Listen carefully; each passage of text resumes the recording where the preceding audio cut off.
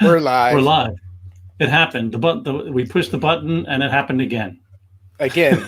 It It's been a while since the demon, but we're has. back. I decided that um, after not having to do these video things anymore, I decided to not shave. So that's a whole another thing. That's okay. Yeah, I don't know. I haven't cut my hair, so I need to do that. So it's life under COVID. Life under COVID. That's right. So welcome everybody. We've just decided to pop up during Thanksgiving weekend and get together for a few hours and talk about stuff and look at things and auction off some goodies and all that stuff. So it just seemed like a thing to do. So we could kind of get back into the swing, because it's not like anything's going to happen anytime soon, but it just seemed like it was a thing to do, to just hang out and have some fun, because it's fun night. And like our overlay graphic says, it's fun because it's live. Aha. Yeah, that's the fun part. If it wasn't live, it wouldn't be fun, right? No, it'd be like some canned thing, And then we'd go in and we'd scrub it and we'd like pull out all the, the weird grunts and stuff. And it's like, no, it's live, whatever. Here we are, blah, blah, blah. all the mistakes, all that stuff. But this is unedited, everyone. It's unedited. We generally we're lucky enough. We seem to be able to get by without actually doing any editing when it's just us hanging out. But then, who knows? We've back when we did our monster weekend there was some fun moments that needed to be edited, if you recall. I know, Tom. Yes, we need to grow up. I know. Get serious. I know. Yeah. It's called responsibility, Rand. Yes, I know. So, so what is the whole thing for tonight? I guess I could just like, what have we got recently? What's some of the new things going on for the Kirby Museum? I know, new shelving units in the storage in the archives. That was an important thing. I put some new storage in. Awesome. Yeah. So we had some Home Depot specials. Yeah, we had some shelving in there that could not withstand the incredible weight of the Jack Kirby archives, and I decided that I needed to make a serious effort to do that. So that was something that's happened the last few weeks. Had some help from my family, going to Home Depot, picking things up. I am one of those people who lives in the city and doesn't have a car, because so my family helped me out with that. That's right, very much sturdier. Yeah, the wooden ones, I mean, they were really cool, but there was just that moment when I was in there trying to find something and I was like, oh, look, it's coming apart. Like, no, we need to make sure our archives are safe. So I spent some effort with that, and that was very cool. You did some scanning. You did some COVID scanning. I did. I've been scanning. I actually went to two comic art events. One was in LA, which was not attended very well, but very safe COVID-wise. Right. And the other one was in New Jersey. And then I visited a collector nearby. I'm in Boston area, and they're like in central Massachusetts. So scanned some really cool pages from them as well. That's great. Yeah, I know. I can actually show them if you want. Let's take a look at some of these treats. That's why we're here. So keep in mind that when we scan these, most of the stuff is large art, and our scanners are professional, but they're not huge. I mean, they can't scan twice up art, which is roughly 12 by 18 inches. So we scan them in pieces, and we scan at very high resolution, fronts and back, 1200 DPI. Where do I share screen? Okay. You can do it. I did it. I see it. All right. Oh, so here's your. So these are the latest ones. So the big one is that we ended up. Oh, there's some nice ones there too. Oh, come on! But Modoc is so cool.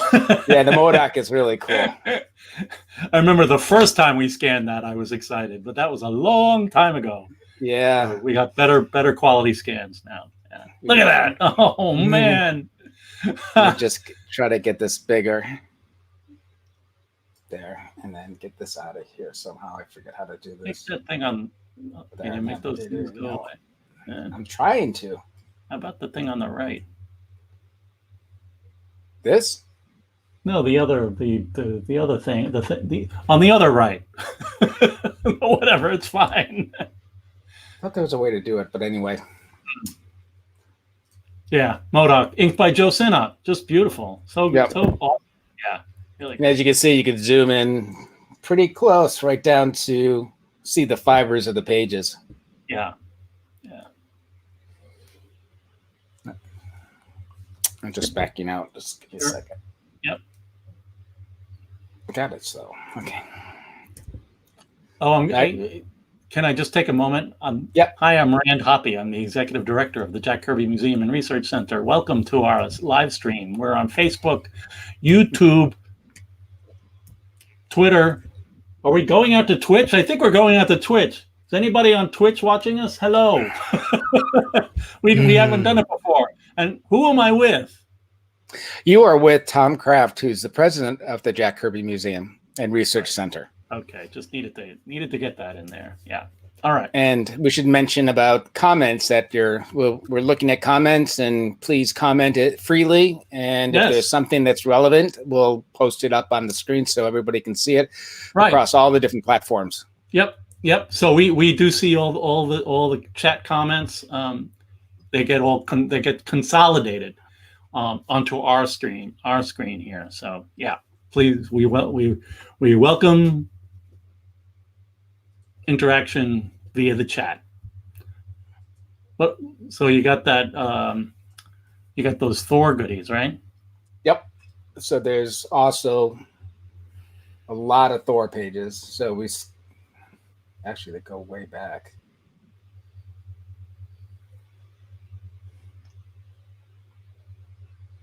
Yeah, so we scanned from actually three different dealers. Yeah, three different dealers. We scanned the complete issue of Thor 139, all in super high resolution. And this is actually the issue right here. There's pieces of it all over the place. See if Harry says hello. Hey, Harry, good to see you. Hey, Harry.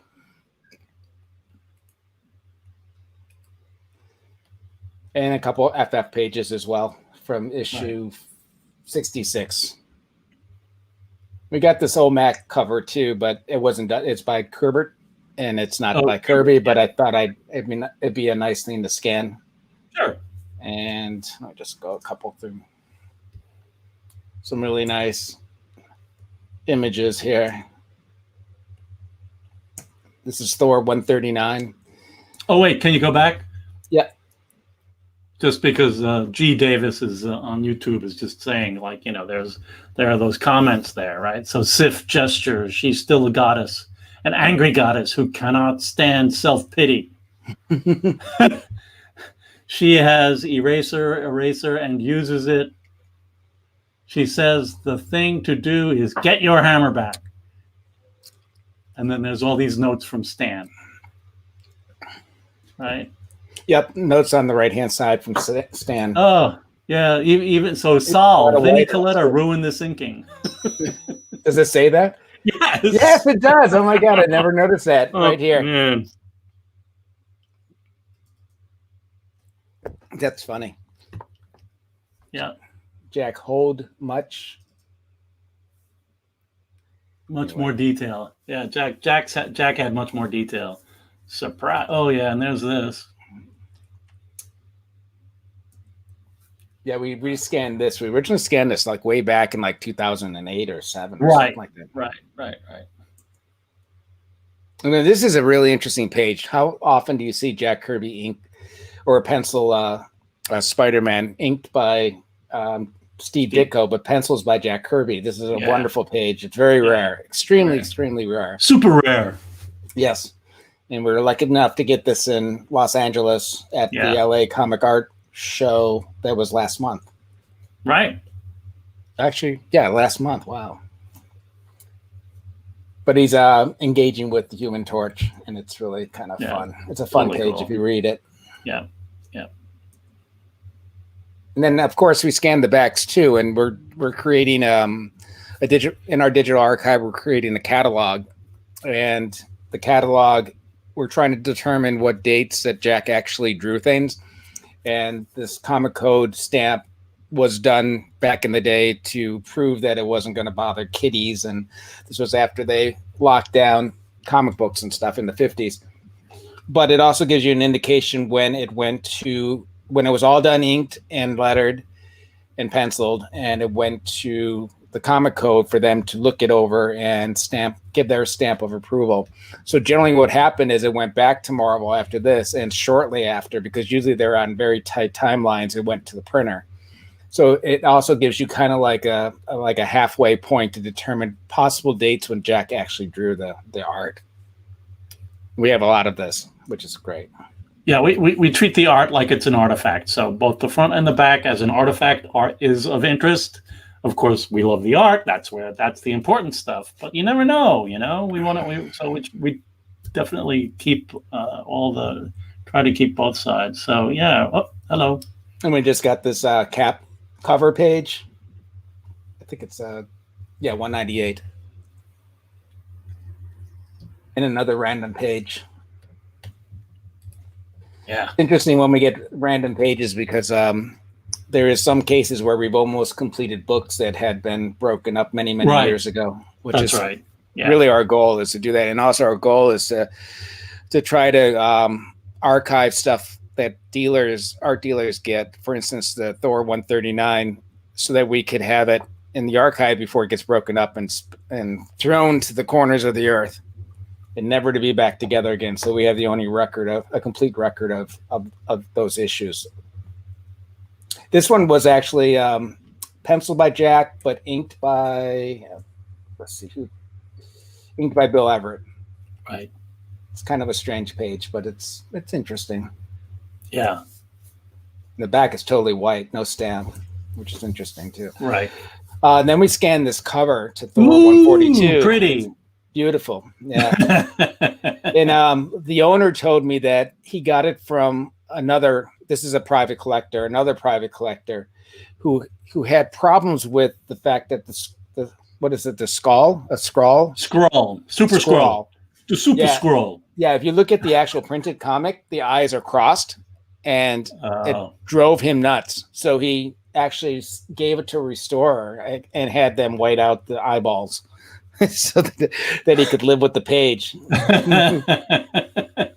Just a great view of Thor holding on to the sides, crumbling, and just the pose is beautiful. Yeah. Looks like they did some white out on the face, probably fixed his nose. Yeah.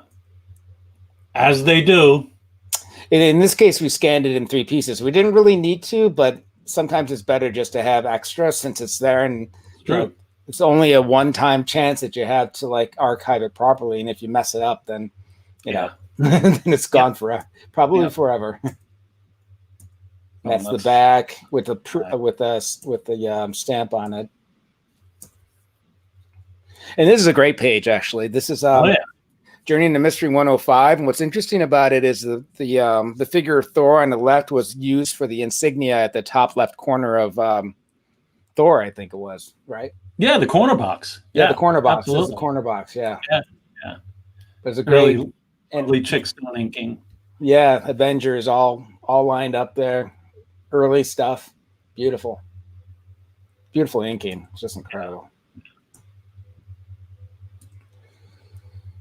Okay, I think that's it. That's all I have. No, that's very cool. Thank you. That's the latest stuff. Yeah, that is the good stuff that I had in mind. Let me see. Well, let's stop sharing somehow. Okay. Oh, it does. Hello. Whoops. We're back. So I guess maybe the thing to do now is talk about our new product Sorry. that we have. Yeah, leave it on this one, Lois. If you see the background here, this is the one of the really great Captain Victory spreads. It's got this hand with an eyeball and a brain and a ship, and there's, it's just very cool Captain Victory spread. And we Tom scanned it and I photoshopped it and we sent it off to print. So because the Kirby family's always been very nice to us and allowed us to use the family owned art. So we made a poster, and it's available for sale in the US for $24. It's 24 by 36, and it's on our website. If you go to our website to go and you go to our shop for the miscellaneous, I think it's the miscellaneous page, prints, posters, and miscellaneous. It's available. So that's. But hold on a sec. This is a proof that I made, but it's a same size proof. So it's acting a little strange with my. Yeah, it's got holes in it. It's got holes in it because of the green screen. But yeah, it's crazy. It's really, really cool. And that, I don't know, is the brain there? Yeah, there's the brain. And the colors are really bold and vibrant. So if you're interested in having one of those posters, they're for sale. So enjoy. I hope you like it. And I think we enjoyed making it. And if it was like day glow, it'd be even better. But it's not. It's just regular old printing. So but it's pretty dynamic. So take a look and see if that's something that you're interested in. We would be happy to put it in the tube and ship it to you.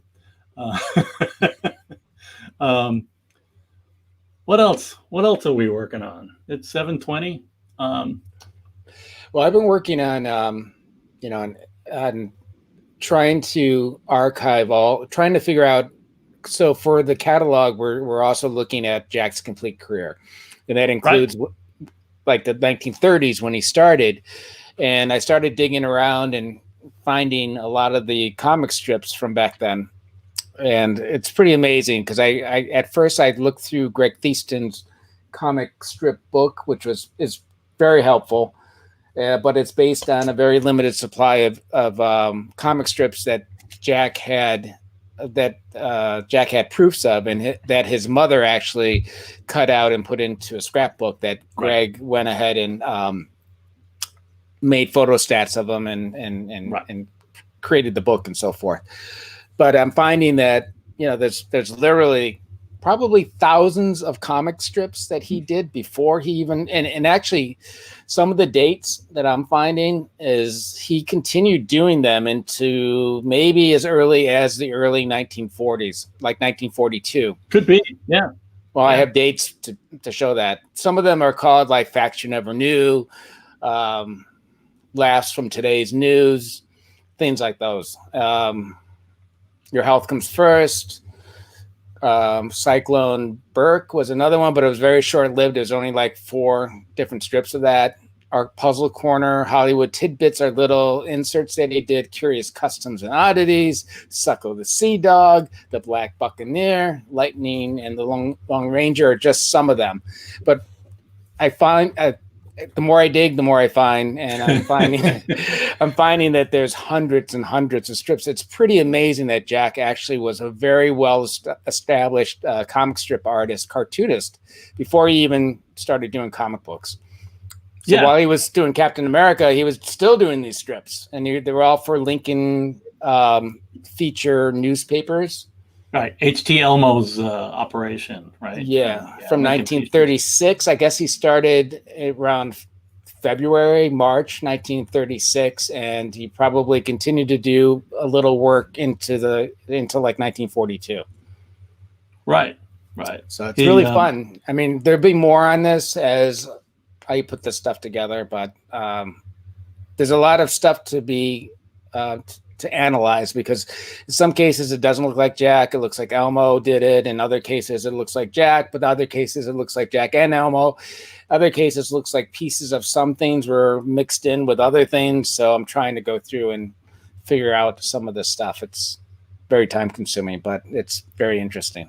Yeah, I mean, and part of the thing was that, you know, you've got the been working on the catalog raisonné, which, you know, opens up all the venues of any work that he did, and I guess that, you know, one of the things that, you know, is interesting about it was Joe Getzinger's book that I imagine is coming out at some point soon. This guy Joe Getzinger, he found a cache of zinc printing plates, and discovered that they were from Lincoln Features, and that a number of these cartoons, there was Bob Kane, there was Will Eisner, and Jack Kirby. So that's Joe's been working on a book about his find. And you know, thousands of zinc plates. I mean, and you know, and the guy is meticulous. So he actually went through, and he used to work in a print shop. So he rigged up a system where he could actually roll the ink on top, and he learned how to the right pressure and everything to when he put the paper down and made prints himself to get really good quality prints. So it's just amazing what he did.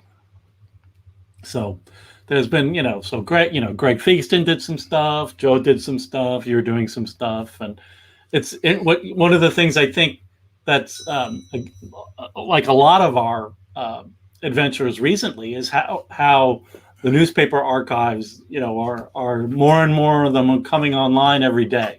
Yes. So then we can, you know, and the you know, it's getting OCR'd and searchable, and you can put keywords in, and you find things that you couldn't have found 4 years ago. So it's pretty cool, and it's there's a lot of. I mean, this is the stuff that Jack was pretty much. I think he was working on the kitchen table in his apartment. That's what they say. Yeah, that's what he said. Yeah, yeah. It wasn't like he went to the job to, like, you know, go draw these things. This was, you know, very I don't know, you know, real freelance work out of the house kind of thing, you know. And it was it's pretty cool to be searching for that. You know, like there's the one political strip, right? That Greg published that had a story about it, that it was like Hitler and Chamberlain, Hitler was a snake, and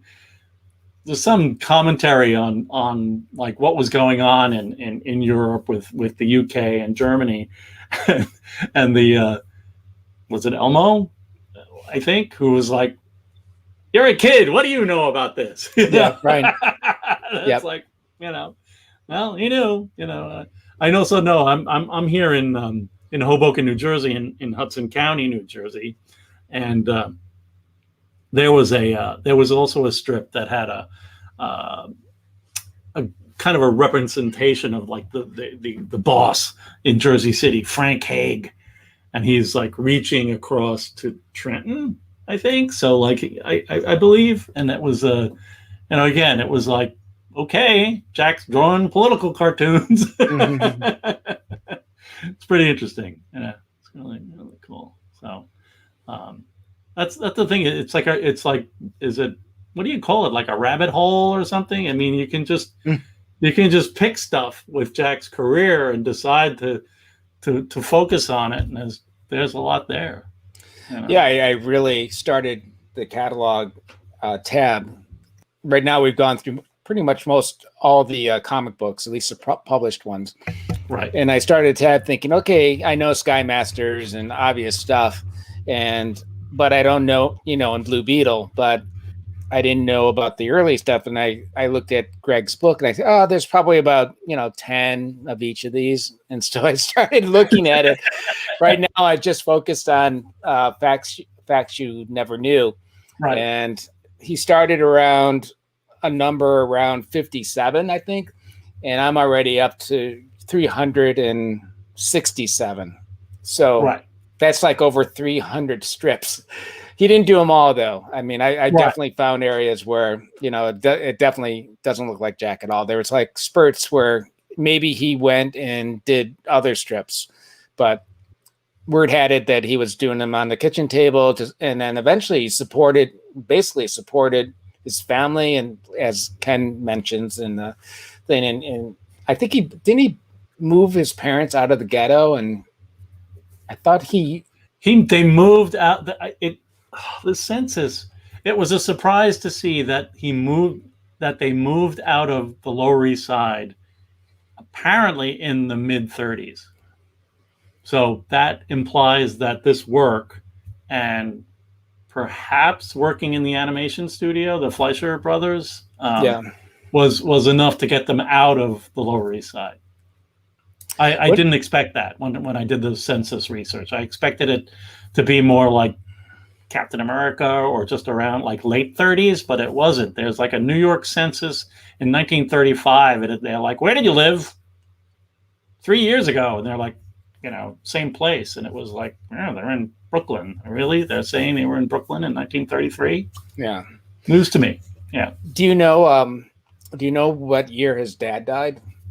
Oh, I don't have any of that at hand. Okay. No. I'm just curious how long that, because you don't hear much about that. You only hear a little bit of that he was a tailor and he didn't want to work in a sweatshop like his dad's, and all that kind of stuff. But I just don't know when his dad actually died. Did he die before they moved, or was moving at the same time as 1935 when they moved his mother only? Because I only hear about him moving his mother, but I don't really. Yeah, I don't know. I think that's something to look into. Maybe. I'd be curious to know when he died. Sure. Yeah, and yeah, because he had his baby brother too. So, and I know his brother, his huge brother David, and his mom lived in Brooklyn. And we have on the floor. So, beer delivery. Oh, where's mine? But that was So I always, if you were to just ask me, I would say that Mom and Dad and David lived in a house in a nice neighborhood in Brooklyn, in the early 40s. But that I could be wrong about his dad. Okay. Yep. So what do we do now? We have trivia. Maybe we should introduce the auction. Let's introduce the auction. Okay. Yeah, let's do that. What do I have queued up here? I have the auction queued up. All right. So we're auctioning off a bunch of stuff tonight. We have things in general that we don't put on our store online. They are fun things that some of the things we're auctioning are available on the store, but there's also stuff that we kind of bring to conventions that we don't put on the store. So I am going to share my screen. Right. There it is. And that goes away. And thank you. You're welcome. I do that. I always do that for you. So, yeah. So, okay. So yes, it is the Fun Night auction. So we're just going to go through the auction items. If you are interested in our auction, let's just set it up a little bit before we start showing all the goodies. The idea is that this is a text message, an SMS text message auction. You'll send your bids with an item code to a particular number. Thanks, Lois. when we work out the payment, we'll add some shipping. Unfortunately, I don't know. Shipping's a real drag these days. So I didn't do this for the last auction, but I felt like I wanted to do it for this auction. So there's a bunch of items. Text the item code to the number, and then my lovely bride, Lisa, who delivered the beer, is in another room, and she's going to watch the bids. And every once in a while, she'll pop up, or she'll add something to one of our banners just to talk about where the bidding is at on some of these items. So that's what's happening. And here's number one. It is you know what, Lois, could you make the branding go away while we do this? Can you go into that and turn that off? Because the fun night is just harshing me at the upper left top. Thank you. Fantastic. I feel so better. Right? Isn't it? Yeah. It's a relief. Oh my God. So, so this is our museum edition of the Dingbat Love. There is no unique content inside. It is we worked with Tomorrow's for a lot of our stuff from our archives is in this book, and so John printed up an alternate cover for us. We have 100 of them, and we're selling them. It's got a blue cover and different art on the cover, and so that the item code on that is DL. This bid starts at $25, and if you're interested, have at it. And hopefully it'll work, and we'll close the bidding like later, I don't know, in 2 hours or something, because we're going to be going for 3 hours. So then there's another one, and what we did was we asked Mike Royer to sign some Dingbat Love tip-in sheets that Tom designed, and so they're signed and numbered Dingbat Love tip-in sheets that we have 20. Tom. I think it was 20, right? I think so. Yeah. Maybe it was 25 or something. I don't know. Something like that. And so, again, to enjoy the Dingbat Love Museum Edition variant cover with a Mike Royer tip-in sheet, the bidding starts at $50. The item code is MRDL. We're going to keep going. Go. Sky Master Sundays. Look, if you've seen this book, it is beautiful. This is not. I'm not doing it any justice with this snapshot. But Ferran Delgado in Spain, fantastic designer. Sky Masters is a labor of love. There was nothing more he wanted to do in the world than to make Sky Masters books and bring it back out. And he really did a great job. He did a lot of research. He added ancillary material. The work has never looked better in this book. And there are very, very limited copies left. And we have one up for auction right now. And it's starting the bidding at $50 for Sky Masters Sundays. Beautiful color Sunday strips. Oh, we also have this fantastic book, A Labor of Love by Somebody Else, Mr. Tom Kraft. 2013, I think, or 14. 2013, that's right. No, wait, no, it's 2016. Okay. And Tom made this amazing book with IDW. It has the Demon, Commandy, and OMAC #1, pencils and inks. It's not exhaustive because Kirby's did not make photocopies of the pencil art of spreads because they just fed the 11x17 art through the feeder. Right. So if the art was larger, too busy. So, we don't have spread photo Xeroxes, let's say, of spreads. But we have a copy of this. I forget which number I brought. I think it might be number 9 or something. But again, this has a tip-in sheet. signed by Mike Royer and numbered by him. This is our rare museum variant cover. Yeah, there was recently a YouTube review of the book. Who did that again? That was Cartoon Kayfabe. Yes, right. And they went through the book and said it was great. Yeah, there's a 20-minute video of just going through this book, oohing and eyeing at the wonders of Jack and Mike, and there's very few. I think we only did 50 of these. That was, if I remember right. So there's not many left, and the museum is the only one that has these, unless you buy like secondhand on eBay or something. But we're the only one that can distribute these. That's right. So that's that guy. We have our prints. We are offering these with a starting bid at $50. So there's the Tribes Trilogy Woman, this Tribes Trilogy Kabuto, and the Tribes Trilogy Lizard.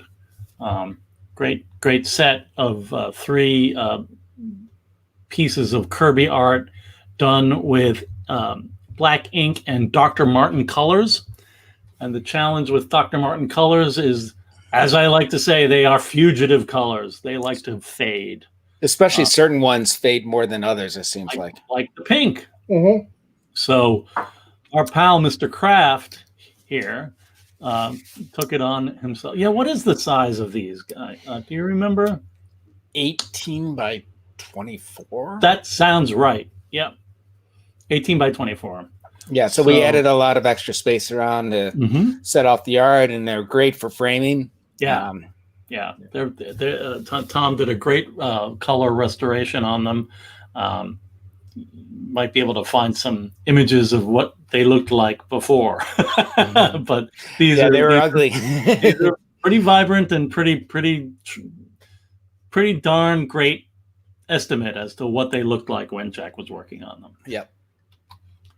One thing we did, we had a pop-up. What was that? It was I don't even remember how long ago it was. we did our 2001, our Kirby Odyssey pop-up. That's 2 years ago. 2 years ago now? 3 years ago? Hard to remember. No, 2 years ago, because 3 years ago was 2017. That was the anniversary. Aha. So we had a pop-up on in Tribeca in Manhattan in New York City with Dan Giella, son of inker Joe Giella. Thank you, Lois. And we created these prints of actually, we didn't create these prints for that show. We did it afterwards because we loved the show. We did it for San Diego. We did it for San Diego Comic-Con that year, I think. Yeah. Anyhow, we love these pencils so much that we thought they would make something great to put behind a mat and put in a frame and put on your wall. They're just really cool Kirby pencils from the 2001 movie adaptation, and we've got those. We've got the monolith image, what we call 2001M, and we've got the face image with Dave's losing his mind. 2001F. And did you hear about the monolith they found in the desert? I can't believe it. I loved it. They were like, "Yeah, the monkeys are going to start fighting." Right. It's funny.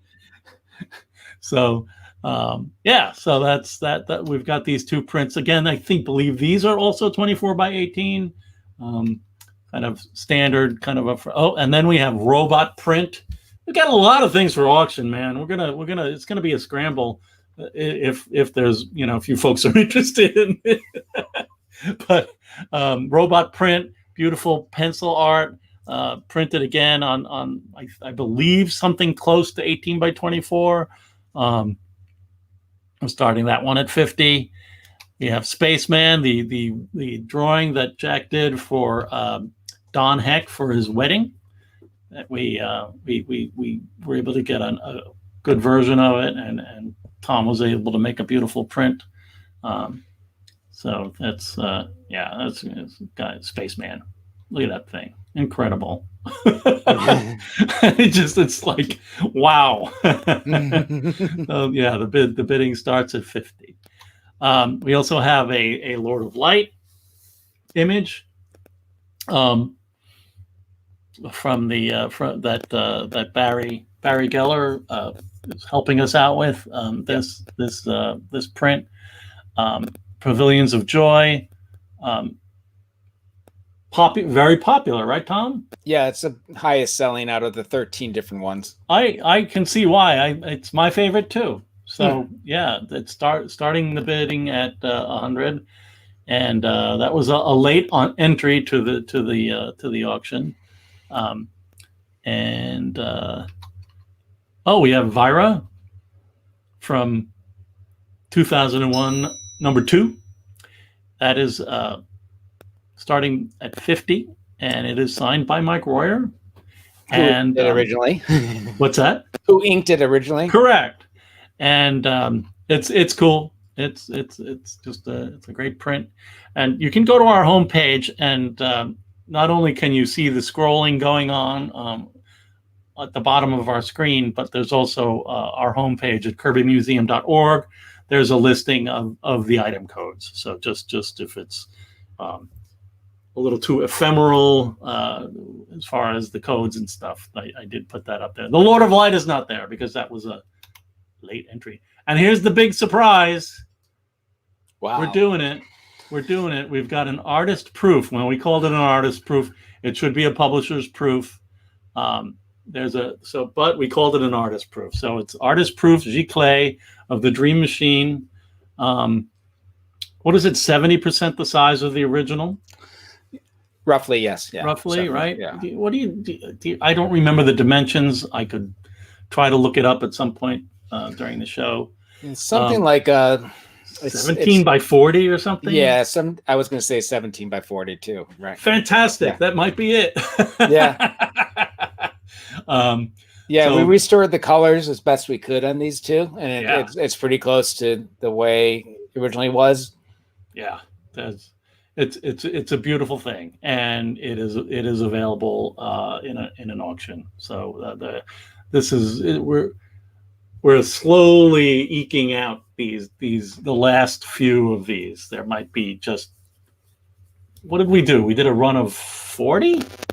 I don't remember that. This was one of the early ones that we did. Really early. Yeah, like 2012-ish. Yeah. So it's all, don't worry about it. They're printed on archival, wonderful paper. They'll last 200 years, and it's done on a professional inkjet printer as a Giclée, and the inks last, I think, 400 years. So if they start fading in 400 years, let us know and we'll replace it. I see what you did there. That's okay.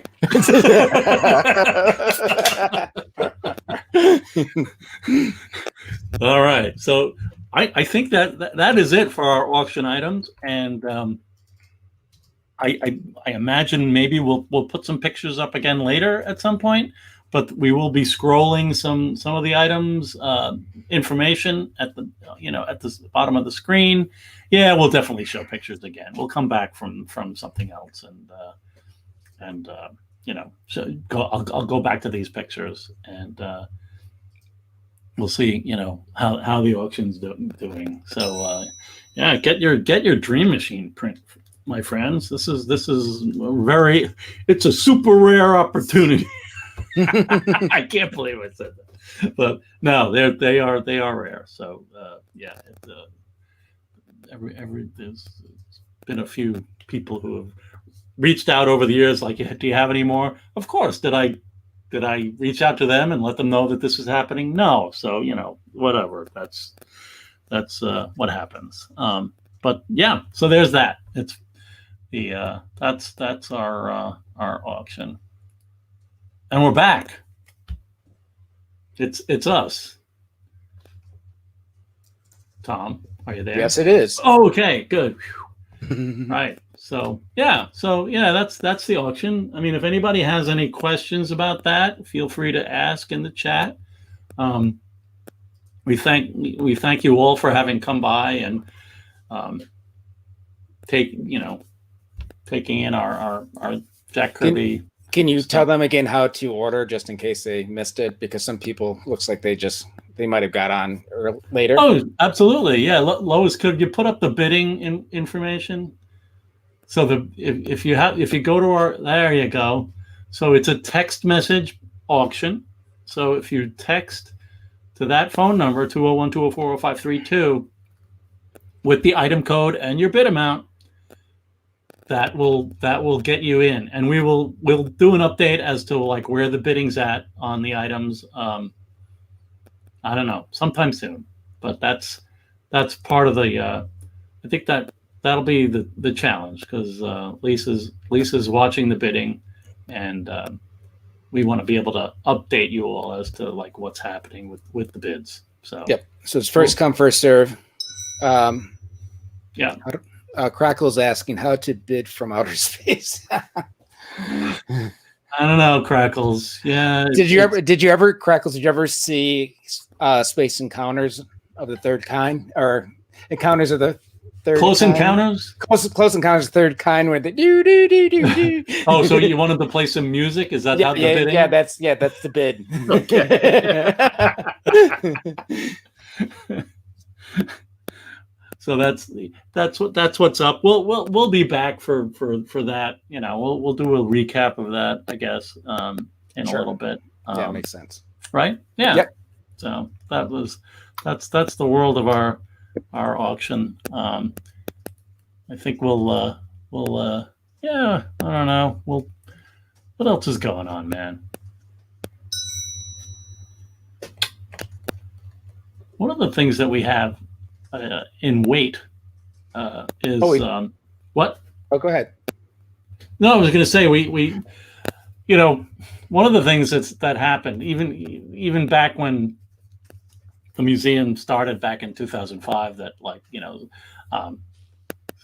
because I had been working with John Morrow on his website, that and I was like, let's do this nonprofit project, and then he very kindly, like, once he obviously introduced me to Lisa Kirby, helped became a founding trustee, and got the thing rolling. But he like dug into his archives, his shelving, and passed along a bunch of videos. And if you go to our YouTube channel, you'll see a lot of those videos that are there because of John Morrow, sending me a package with a bunch of stuff. Not all of them, but significant amount, particularly the ones that have been up for a long time. There's one there that's 20 minutes with Jack Kirby, I believe it's called, and it is. So there was I think in 92. I think in 92 or 93, there when Ray Wyman's book came out, The Art of Jack Kirby. Ray and Jack and Roz did a little touring of California to different comic shops, and they would make appearances at the shops, and we have some flyers, and John's covered it in the. Thanks, Todd. Yeah, it is the COVID beard. You're right. So that they would. So I put 20 minutes up of this video, and the video is longer than that. So I figured, just because we're here and we're like 3 hours of fun, that I could pull these videos out, and or pull up pieces of video that kind of haven't ever been seen before. The story, I'll tell you, the stories have been told. You've heard, you've definitely read, if you've been reading the Kirby Collector or our site or some of the stuff on Facebook, you've heard these stories before. But there's definitely it's kind of interesting to see, like, comics in San Mateo, I think. Jack Kirby appearance, somebody set up their VHS camera. So Lois, you want to put up the one with the lowest number?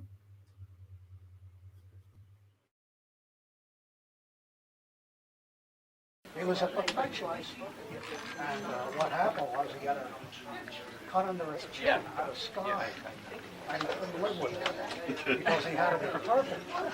And he goes, "Why have I got a scar? You guys haven't." So he became a problem. That's why he closed his station at RMS. Because he didn't want to show off that scar. But there are guys like that, you know, perfectionists. Is Dr. Doom your favorite villain or Darkseid? No, all of them. I liked all the characters. And in fact, I was Captain America. That'd be a little dangerous, though, when you... It was, because I had 8 Nazis waiting for me up in Marble. You know, I came to deliver my work. So I used to think like Captain America. I was stupid. I thought I was a hero.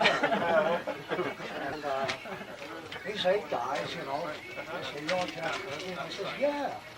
You know, and I'm delivering my work to them.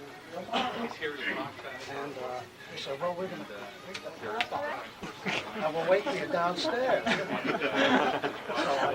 I says, "You can go down there." I says, "Don't go away, wait for me. I'll be right down." And I used to think that, they would have smeared the heck out of me. But when I came down, they weren't getting. But things guys didn't need each other. Madison Square Garden. Really nice. And then I was like,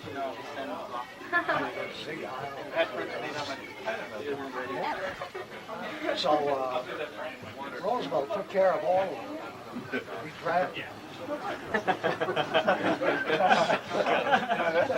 They sent it down south for basic training, you know, and the Southerners treat that horrifying.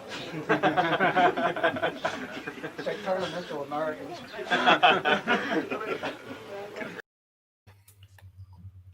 I don't know. Were you guys able to all make that out audio-wise? Tom, were you able to make it out? You can make it out. It's Yeah. low. It's a lot of background noise, but it was good.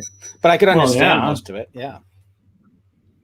Yeah. No, I mean, he started out talking about Dr. Doom and his mask, and then it was about the he said he thought he was a hero, and he thought like Captain America, and then he kind of described that the classic Nazis got wanting to beat him up for Captain America.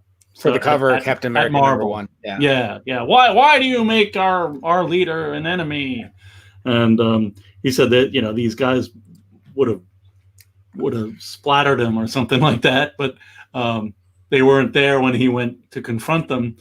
And then he says that he mentions the Bund rallies at Madison Square Garden and with the salutes and everything. But then he says that Franklin Delano Roosevelt made Americans out of them by drafting them, and sending them to the South to get them beat up by Southerners. And there it is. I mean, yeah, real lot of background noise but it's that I'd been in Jack's presence for a number of years at different conventions. Didn't really engage him, but I did participate in an interview in '92, I think. It's online. It's on our YouTube channel. It's called Mondo Kirby, with my friend Andrew Meyer, and we laugh a lot, like these guys laughed at the comic shop. But that was the Jack Kirby that I met and interviewed. Like that, I watched that video. I'm like, yeah, that's the guy. He was very, very kind and charming and entertaining to his fans. And excuse me, we have another clip from the same video that will be, it's a teaser because stick with us. We'll show another 2 minutes and 22 seconds later on in the show. Paul Power, you're right. Jack Kirby was Captain America.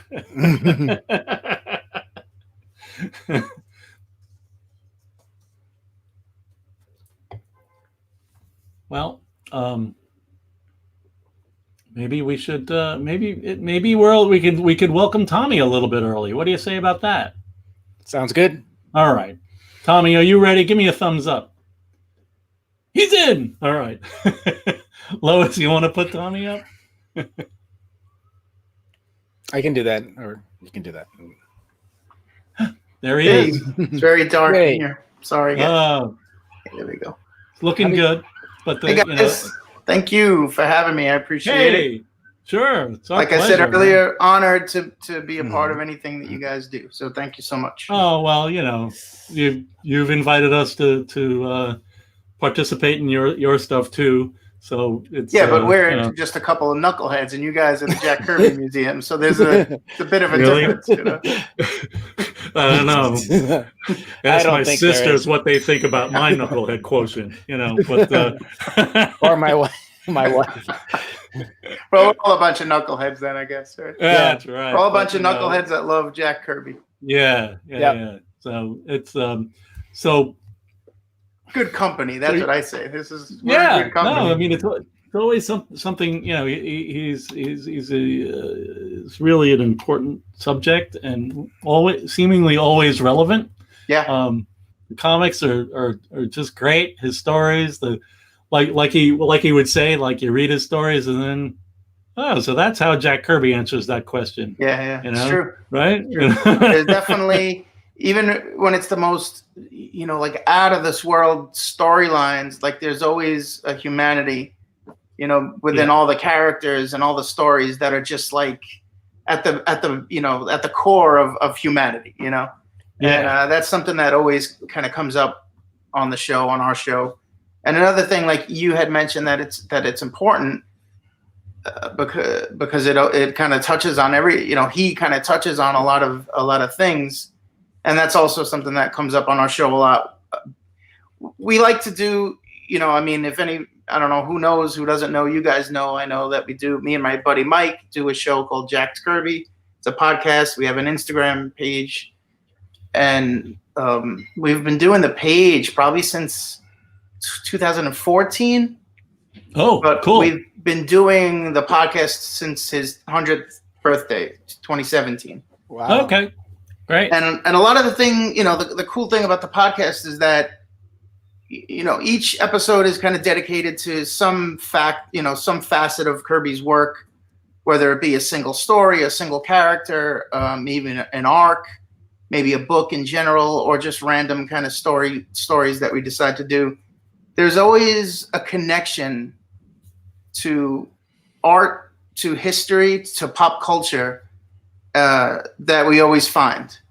And that's what makes that's what makes his work so important. It's that there's a link to the past and there's a link to, now, like what's relevant now is kind of always relevant in a lot of his work.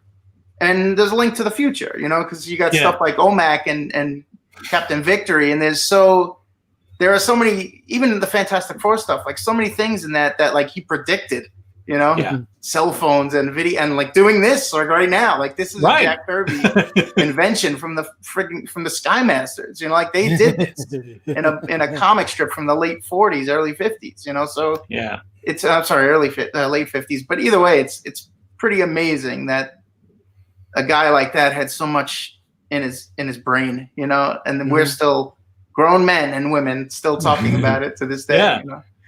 I one thing I really get a kick out of is when people are, and we've done it, all three of us. When you make a deep dive of some sort with Jack stuff, and then you're like, oh, he was reading that magazine that year, like you find suddenly like little things will pop up. These guys on Facebook who made the connection between the Black Panther and stuff that was going on in Africa at the time. Oh wow! Just totally cool, and it's legit because Jack wasn't a comic book guy. He was a guy. He was like reading science magazines, news magazines, art magazines. So if you know about him and his interests, religion and mythology, science and science fiction, like all these things that he's not he's not making stories about Superman and whatnot. He's making stories about Aztec gods, in like the Eternals. Yeah, exactly. Or through the prism of a 1950s and 60s and 70s comic, creator's eye. And that stuff, that's what I mean. Like when we always link it back to that kind of stuff, because no matter what you're talking about, if we do a Black Panther issue, we could link it back to something, some African history. There's always kind of these Aztec, even the Lord of Light stuff, like very Aztecian. Is that a word? I don't know. Mm-hmm. Like it is. It is now. Yeah. Like the settings and the architecture. Like you could always go back and like, oh, this is English Gothic architecture in this book, and the demon, let's say, he obviously had an appetite for a lot of different things, and it comes through in the work. And it's the reason why, again, like why I feel like you could connect to it so much, because it's not just a guy who is saying, well, I want to just draw funny books and write funny books. Right. There's more to it than that. There's a deeper meaning to a lot of it. Plus, just him growing up the way he grew up in the slums of New York City during the Depression, like all that stuff comes through. The funny thing, I don't know if you guys probably. If you're a Kirby fan, you'll notice this. But no matter what the book is or the character is. And Tommy warned us that might happen. It happens a lot in his work. Okay. What? You froze a little bit. I'm sorry. What I was saying was there's always a villain. No matter what the book is or the character is, like the protagonist is always, not always, but they always wind up with these like 30s looking gangsters. So, well, that's true. and no matter what, like they'll wind up in the Black Panther 76 series from Marvel. Like, why is there a gangster, in a pinstripe suit in this location? Because that's, again, it's part of him. It's part of how he grew up. It's where he's from. It's what he's familiar with, what he saw in movies as a kid. So it's like that's like the penultimate bad guy, Right. You get these mooks, like these goofy goon-looking guys that are always similar. Like it's nice because it's like that's a Kirby thing. Yeah. It doesn't make sense. It doesn't have to make sense. It's cool to see it. It's this recurring stuff that always shows up in his work, and it's like, well, that's part of him. That's why it always shows up. It's who he is. I'm gonna click through some of these slides, okay? Yeah, go for it. Do you want me to say what they are and stuff? Well, that's us. Hey, look at those handsome sons of guns. It looks like I don't know. It's you, not me. I'm a little grouchy. You were like, what the hell am I doing here? I know. We were in Brooklyn in what was that place? St. Francis or something? St. Francis College. Yeah. So I mean, whoever's listening to this right now, this is how we met Rand and Lisa. Mike and I were doing the Instagram page for a couple of years, and Mike kept talking to me about doing a podcast about Jack Kirby, because me and him are very much into his work and whatnot, big fans. So we kept putting it off and whatever, dragging our feet about it, because we didn't kind of know how to approach it. But then Jack's 100th birthday was coming up, and we had put together an art show. So it was a Jack Kirby. We curate pop art shows. So we had the location set, and we had a bunch of artists ready to participate. And, it was going to be a celebration of Jack's characters and influence, work that's influenced by him. I did this nice demon, and you can't see it now, but there's a cool nice demon painting that I did. So to coincide with the show, we finally pulled the trigger and recorded 4 episodes of a podcast called Jack Kirby, because we jacked his stuff, his images and stuff. That's the little joke. Right. But we just all right, let's just do it. And we did the 4 episodes to be released leading up to the show. And the show was episode 5. We recorded it live. And the night before or something, or a couple nights before, Mike had reached out to the museum just to let them know that we were doing this, because we figured, who should know about it? The Kirby Museum, Mm-hmm. Yep. And the day of the show, Rand and Lisa show up with these, I mean, you see it in the photograph, like these beautiful recreations of banners, huge Kirby artworks that you guys showed up with, the acetates and the I don't know what you'd call them, but there's another slide coming up too. All right, yeah. So it was just like they showed up. That's kind of the event. Stuff. Yeah, great. It wasn't heavily populated, but it went on for a month. You know, the art was there for a month. The art was there, yeah. Oh wow. And we were just like shocked and like I said, honored, and it was special to us that you guys showed up to participate, and again, without any kind of warning to us. So it's true. It was pretty like, quick. oh, these guys, they don't know what they're in for. Getting involved with us, you know. So I'm just going to briefly just take a ridiculous aside from this story, because it's just the kind of thing that you know, whatever. We've got hours to fill. Go for it. Yeah. So we're going to set this up, and this is stuff from our pop-up that I think our first pop-up mostly, yeah, right, Tom? Mm-hmm. And yeah, it's totally from our first pop-up that we had on the Lower East Side on Attorney and Delancey. Yeah, and it was like, yeah, we've got all this stuff. These guys want to do something. Can we bring someone? Let's bring stuff.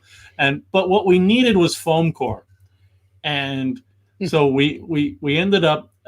Our friend behind the scenes tonight is Lois, and Lois actually got sent on a mission to go get foam core. Oh wow! At Blick, and not only did she get the foam core, but she ended up saying like, "Let's go get. Should I go get some beer?" And I'm not being sponsored, you know, or anything, but she actually showed up with this beer called On Fleek. And it's a very powerful stout, and I love it, and I'm drinking it tonight. Whatever, but that was connection.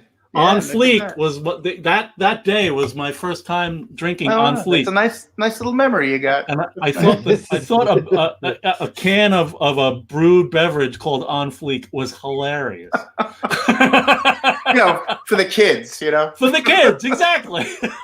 I'm like 60 years old. What do you got? I got this On Fleek. It's 13% out ABV. I don't know what that is, but I'll take it. Exactly. Yeah, so anyhow, it was nice. It was nice to be involved, to have you guys show up and surprise us like that. And then you invited us to do the 2001. Coming, hang on. Yeah. Oh, this is that's at St. Mark's. St. Mark's Comics. Yep. Yeah. I don't remember what year that is. I don't either. It's a couple of chubby guys. This is the 2001, the Odyssey. We're in front of the monolith. The monolith, the fantastic monolith that we built that Tom and Steve Meyer had to drag the foam car on the subway. Yeah, that was fun. We just don't have photos. Memories. That's the stuff you need to. That's the stuff you need to get on film. Yeah, you know. I know, but this was really cool. And I mean, Tom, the stuff you brought for this show was just mind blowing, beautiful artwork. And, the big oversized, super cool. Yeah, 2001 Treasury Edition. Yeah, super nice. This is a nice space and everything, and it was once again, thank you for including us. We're happy you could. Definitely happy you can come. Thank you. We Mike and I, we get on the show, we curse, we talk about filthy things, like you the do. show. What you do? I know. The idea of the show is to be accessible, because I've listened to a lot of comic related podcasts, and they have the feeling of that Simpsons, comic book store guy, where he's kind of a douche and he doesn't want to bother with non-comic people and so on and so forth. And so, being lifelong comic book fans ourselves, like, we didn't want to have that approach. Like, we wanted it to kind of be accessible to a lot of people and to bring the word of Jack to a younger audience, So we felt like, let's just do, let's not go that route. Let's not go that kind of historian, because we're not, we're not, we have no real, we're learning just like everybody else is learning. As every episode we do, everything we read is something new to us, and then we share it. So the idea was, like, if we kept it kind of light and not as, cynical, and not as, like, can't think of the word, but not as studious. You know, we felt that maybe it would be more accessible to people who might not listen to a comic book related podcast. So it's kind of like comic book comedy. Yeah. You know, we have fun with it, and you know, we've gotten a lot of good feedback. We have a bunch of listeners. You know, we have people reaching out to us about being on the show, which is that's always great. You know, that's fun. Yeah. Jeff Garland was on an episode over the summer. Really? From Kirby Enthusiasm, because he's a huge Jack Kirby fan. Oh, who knows? I didn't know that. Yeah, no, he contacted us. He's like, I'd love to talk to you guys. This was right before the lockdown, because he was gonna come to New York and for whatever, and then meet up with us. But so we wound up doing it like this. Okay. And it turned out pretty good. Wow. But yeah, he's like a huge comic book fan, and like you don't know that from watching any of his comedy shows or Curb, you know. He's just gonna yell at Susie Essman. That's what I know. Well, she yells at him actually. Oh, yeah. Right? Yeah, but it was really cool, you know, to have these guys. And we recently talked to Val Myrick, which is really cool. And nice. Steve Rude. Yeah. Steve Rude was a nice get for us because of the Kirby connection. Yeah. And he didn't even want to talk about himself. You know, we were asking him about how he's like, look, man, I just want to talk about Jack and Roz. You know, I'm like, what? Yeah. That's okay, you know. I was became a friend. There's a friend, Steve Coates, out in Calgary, Alberta. Okay. Invited the museum out to the comic expo out there. Okay. Yeah, in the Calgary Stampede is the name of the. So country. I know, it's all like cowboy stuff, and there's like giant rabbits jumping around and around the convention center. It's like, I don't know what's going on here. This ain't Hoboken. No. But one of the things that he did, Steve, was he brought Steve Rude. Oh, cool. So Steve Rude and the Kirby Museum were at the same table for the weekend. Oh, nice. That was really nice. And then Steve is we actually did a panel together, and I have the video. I need to put that thing up because it's so good. He's so into it. He has so many great things to say about like personal artistic expression and how Jack relates to that. And it was a really, I was like, I'm going to do my general panel about Kirby. And then they're like, well, how about if Steve joins you? And I'm like, okay, so it was a little bit it was a fun back and forth. And Steve, he was really nice and open, like very, I reached out to him on a whim. Yeah. And his wife set it all up because he wasn't too familiar with computer stuff. And it was great. And they were really nice. They were really sweet. They're very nice people. It was nice. And again, it kind of, when we could talk to somebody that professional, industry creator, we feel like, all right, that's another under the belt. Like it's kind of legitimizes us a little bit as silly as we are, like it's like that spoonful of sugar, theory, yeah.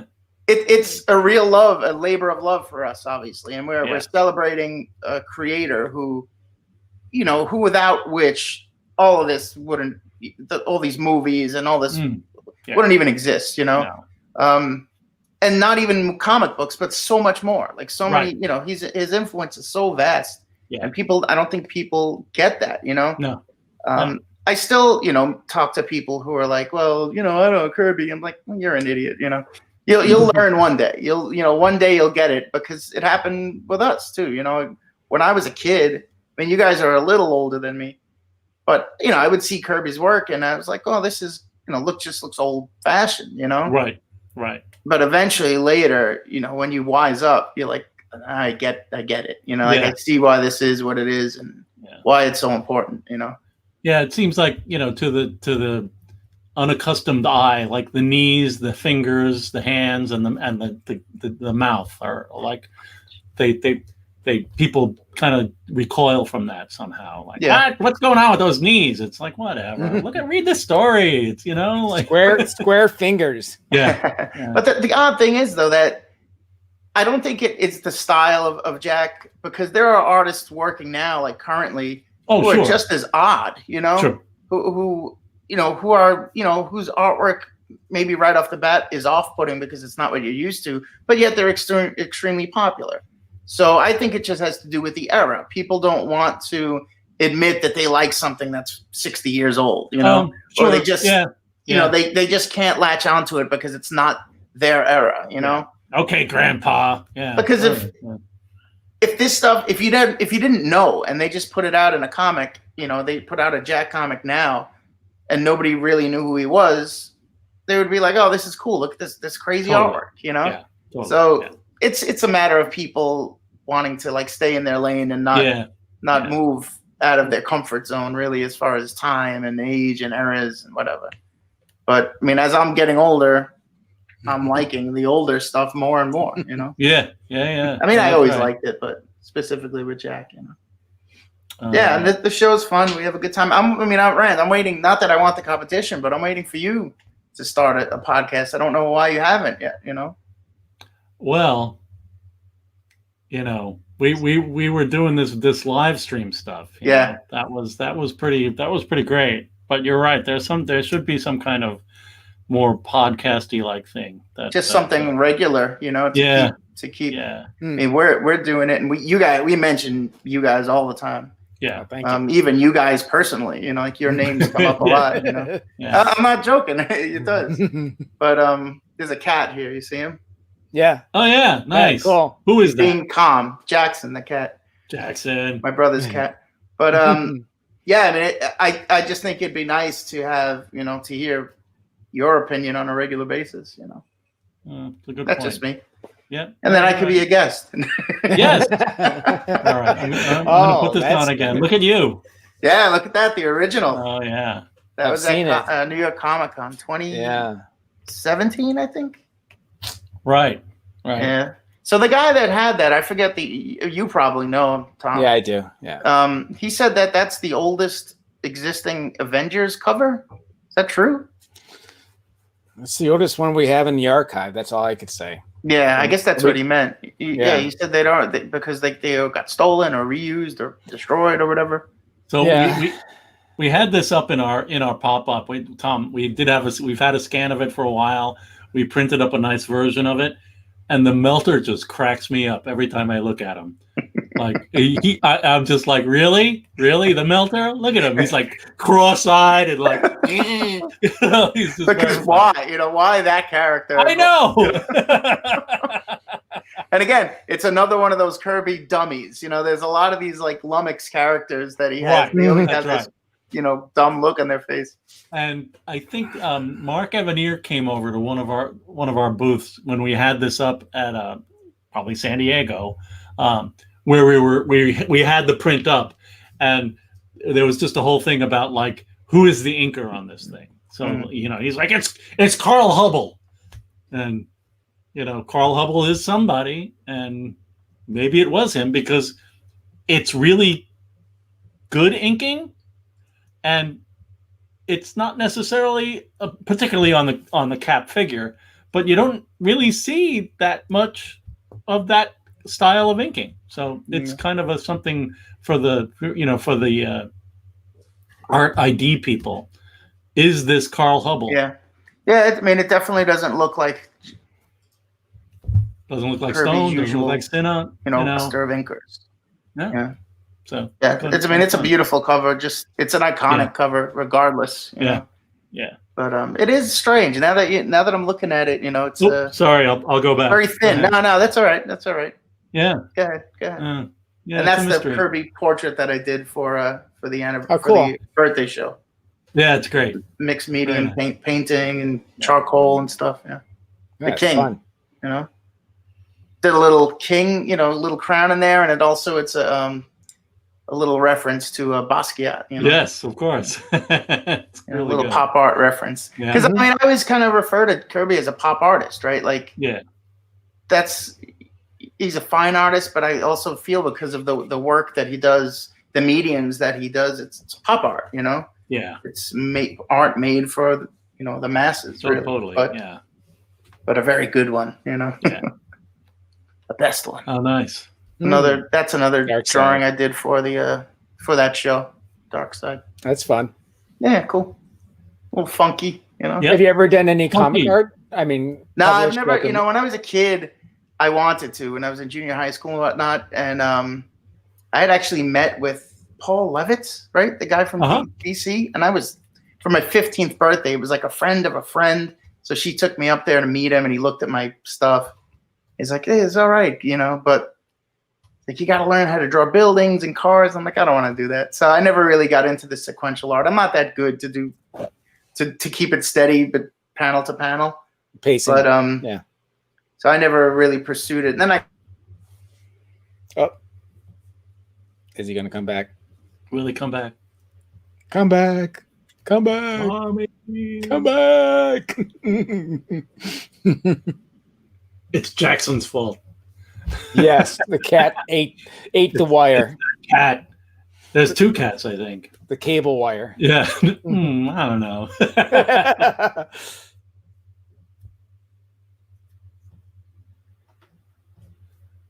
We'll give him a little time. But it's fun, right? I mean, he's done these. There he is. hey, I heard you Yeah, guys blame the again. cat. Look We're at that. blaming the cat. Look at him. He's just Look sleeping. at him. It's all his fault. I know it. It's the little cat. That's the bastard. The little one. Yeah. He's running around here doing something wrong as usual. Yeah, that's just another drawing. You know. Yeah, nice. Yeah, that's Funky. cool. Yeah. It's yeah, definitely. Me Uh-oh. and Mike. Mr. Trouble. That was we were with you that day, Rand. Yeah. That was the day you guys did the talk Oh, with him. Oh, that was the New York one. Big Yeah. Big Apple. The Big Apple, yeah. right? At the That's the day Pennsylvania. that Steranko almost karate shot me in the face. Oh. Yeah. Why? What did you do? Tried to take a picture of him signing something for Mike. Oh. And he for an old guy, man, he moves quick. Like no pictures. And that's all I Actually- remember. I told that story. We told that story on the latest episode of the show. Yeah. Because we did a show about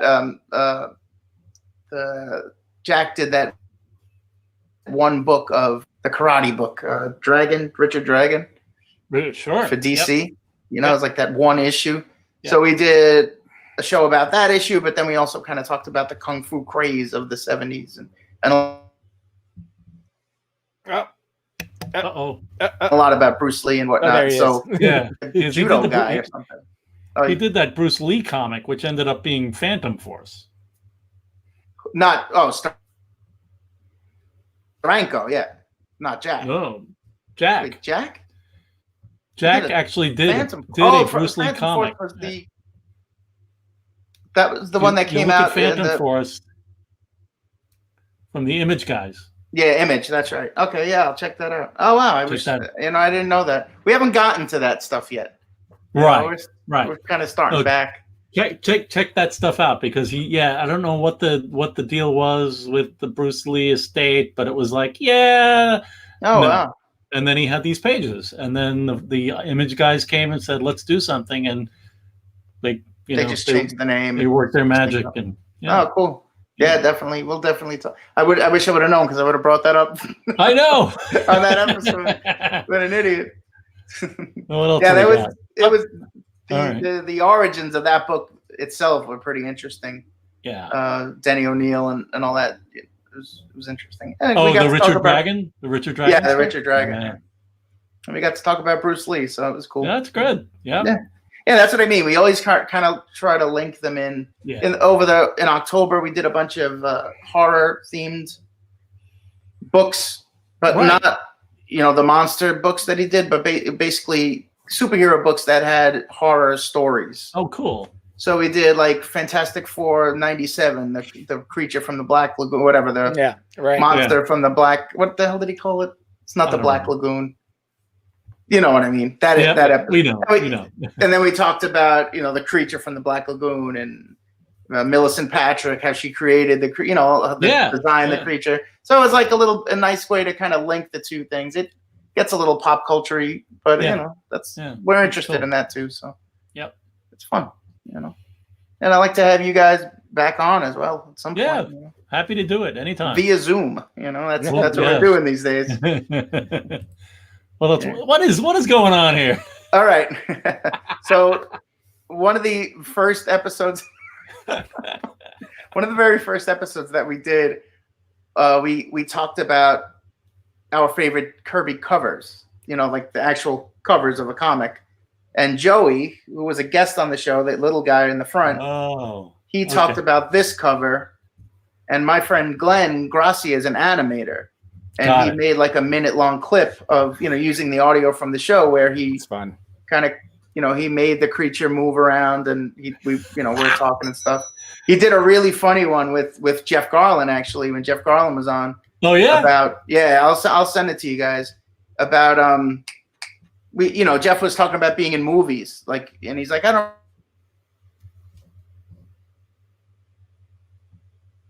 Marvel movies and whatnot.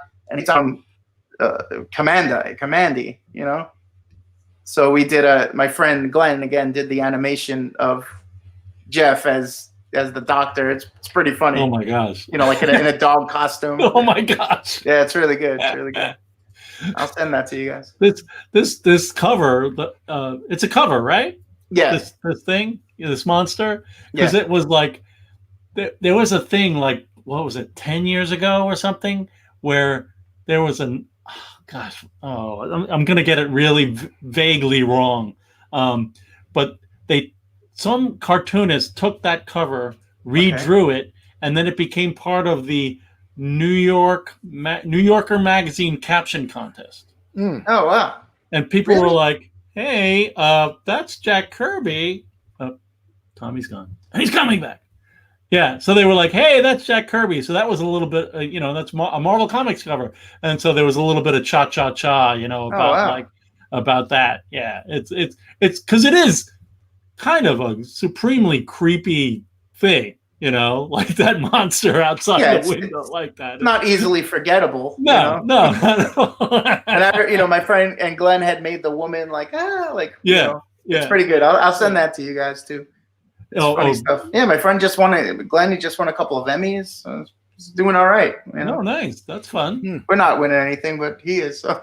Right. He didn't win an Emmy for this. So Nick Caputo talks about Carl Hubble a little bit, that he may have touched up Cap's figure. Nick is a really good art ID guy.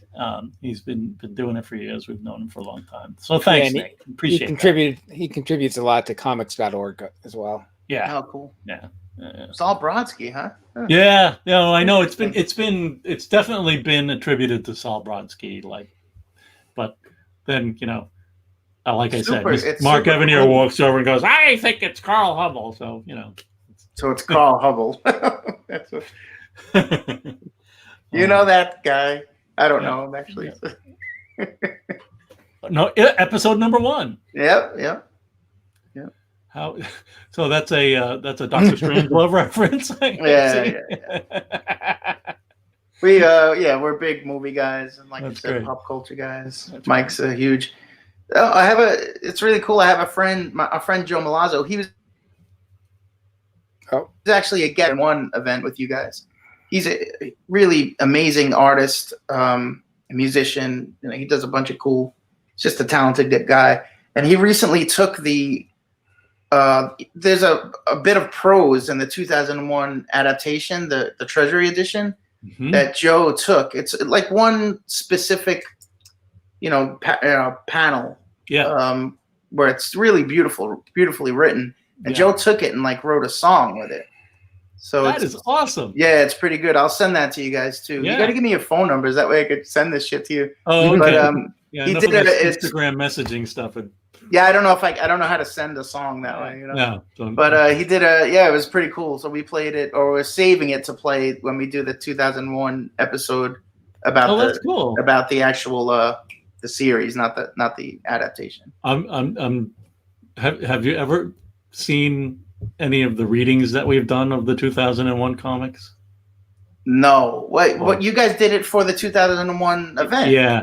I wasn't there though. I gotta put some titles on. The issue, the new seed. Yeah. We did a reading of that. I remember that was one of the events during your event. Again, our hero in the background, Lois, she did music, sound effects. She directed it basically.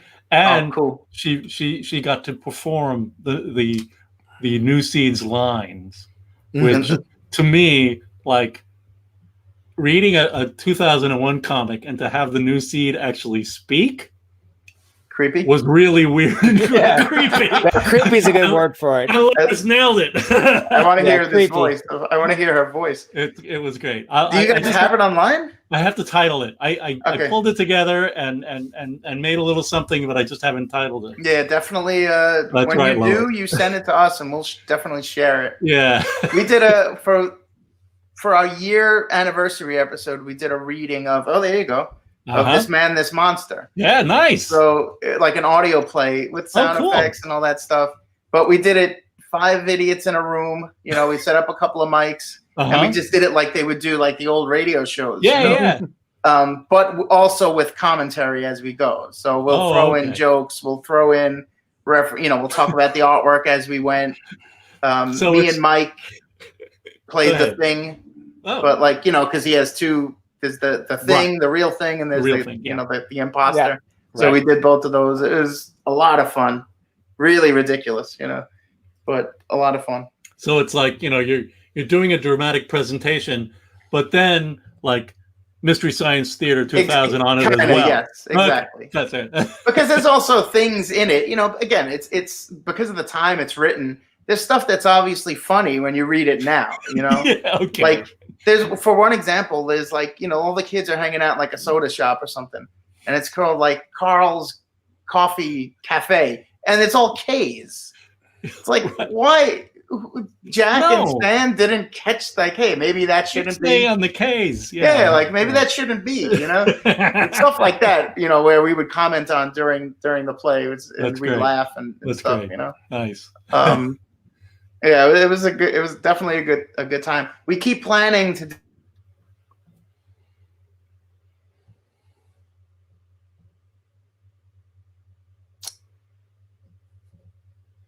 Oh, come on. He came back quicker last time. Jackson, we beg you, give up the Wi-Fi.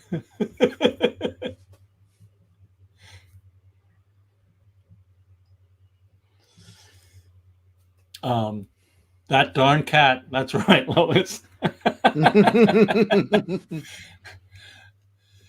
So I think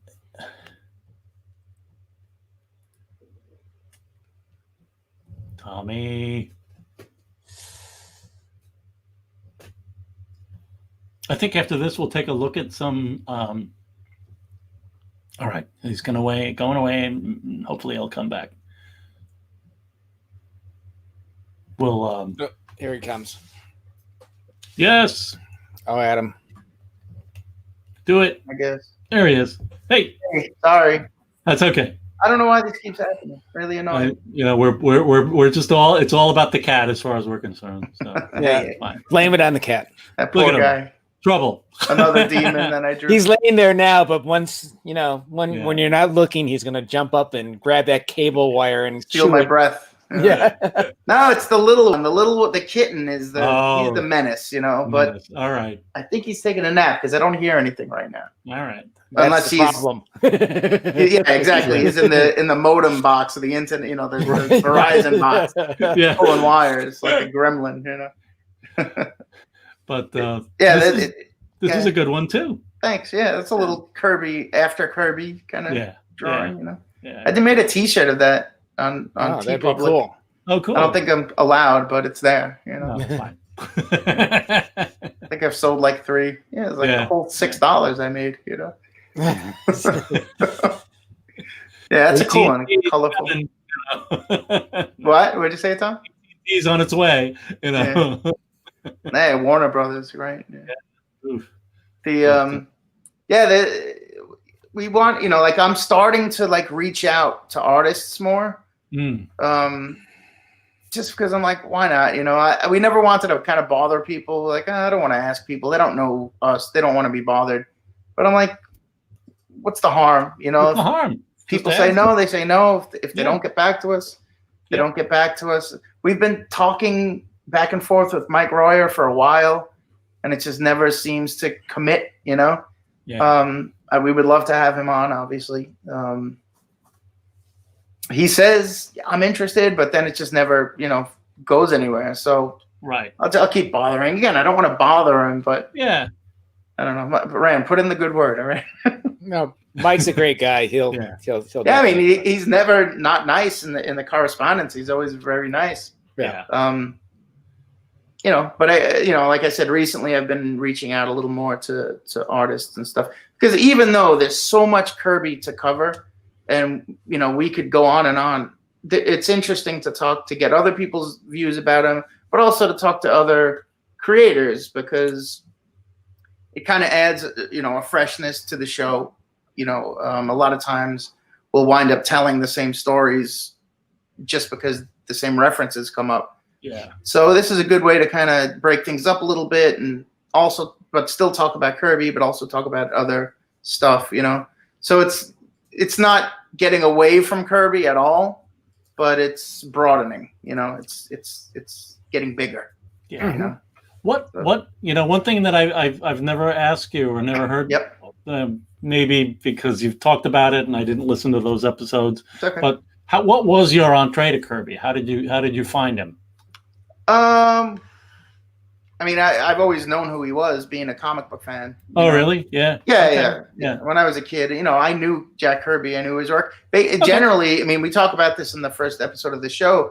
I think my true, this is Jack Kirby moment was from the Turtles comic, Teenage Mutant Ninja Turtles. Yeah. That Donatello one-shot where there's a Kirby, the guy named Kirby. It's based on Jack Kirby. Yep. And also in that same issue, there was an ad at the time. So this is the late 80s. There was an ad for his defense fund, or they were trying to raise money for something. I guess it was for him. I don't know. So that's when I really heard the name. Got it. Yeah. And then when I was into comics really heavily, late 80s, early 90s. Again, his stuff seemed old fashioned, but I always knew who he was. Maybe about 10 years ago, Mike and I started separately, as an artist, I started to lean towards his work because I liked even that's the wrong word for it, but the simplicity of it, I guess you could say, the boldness of it.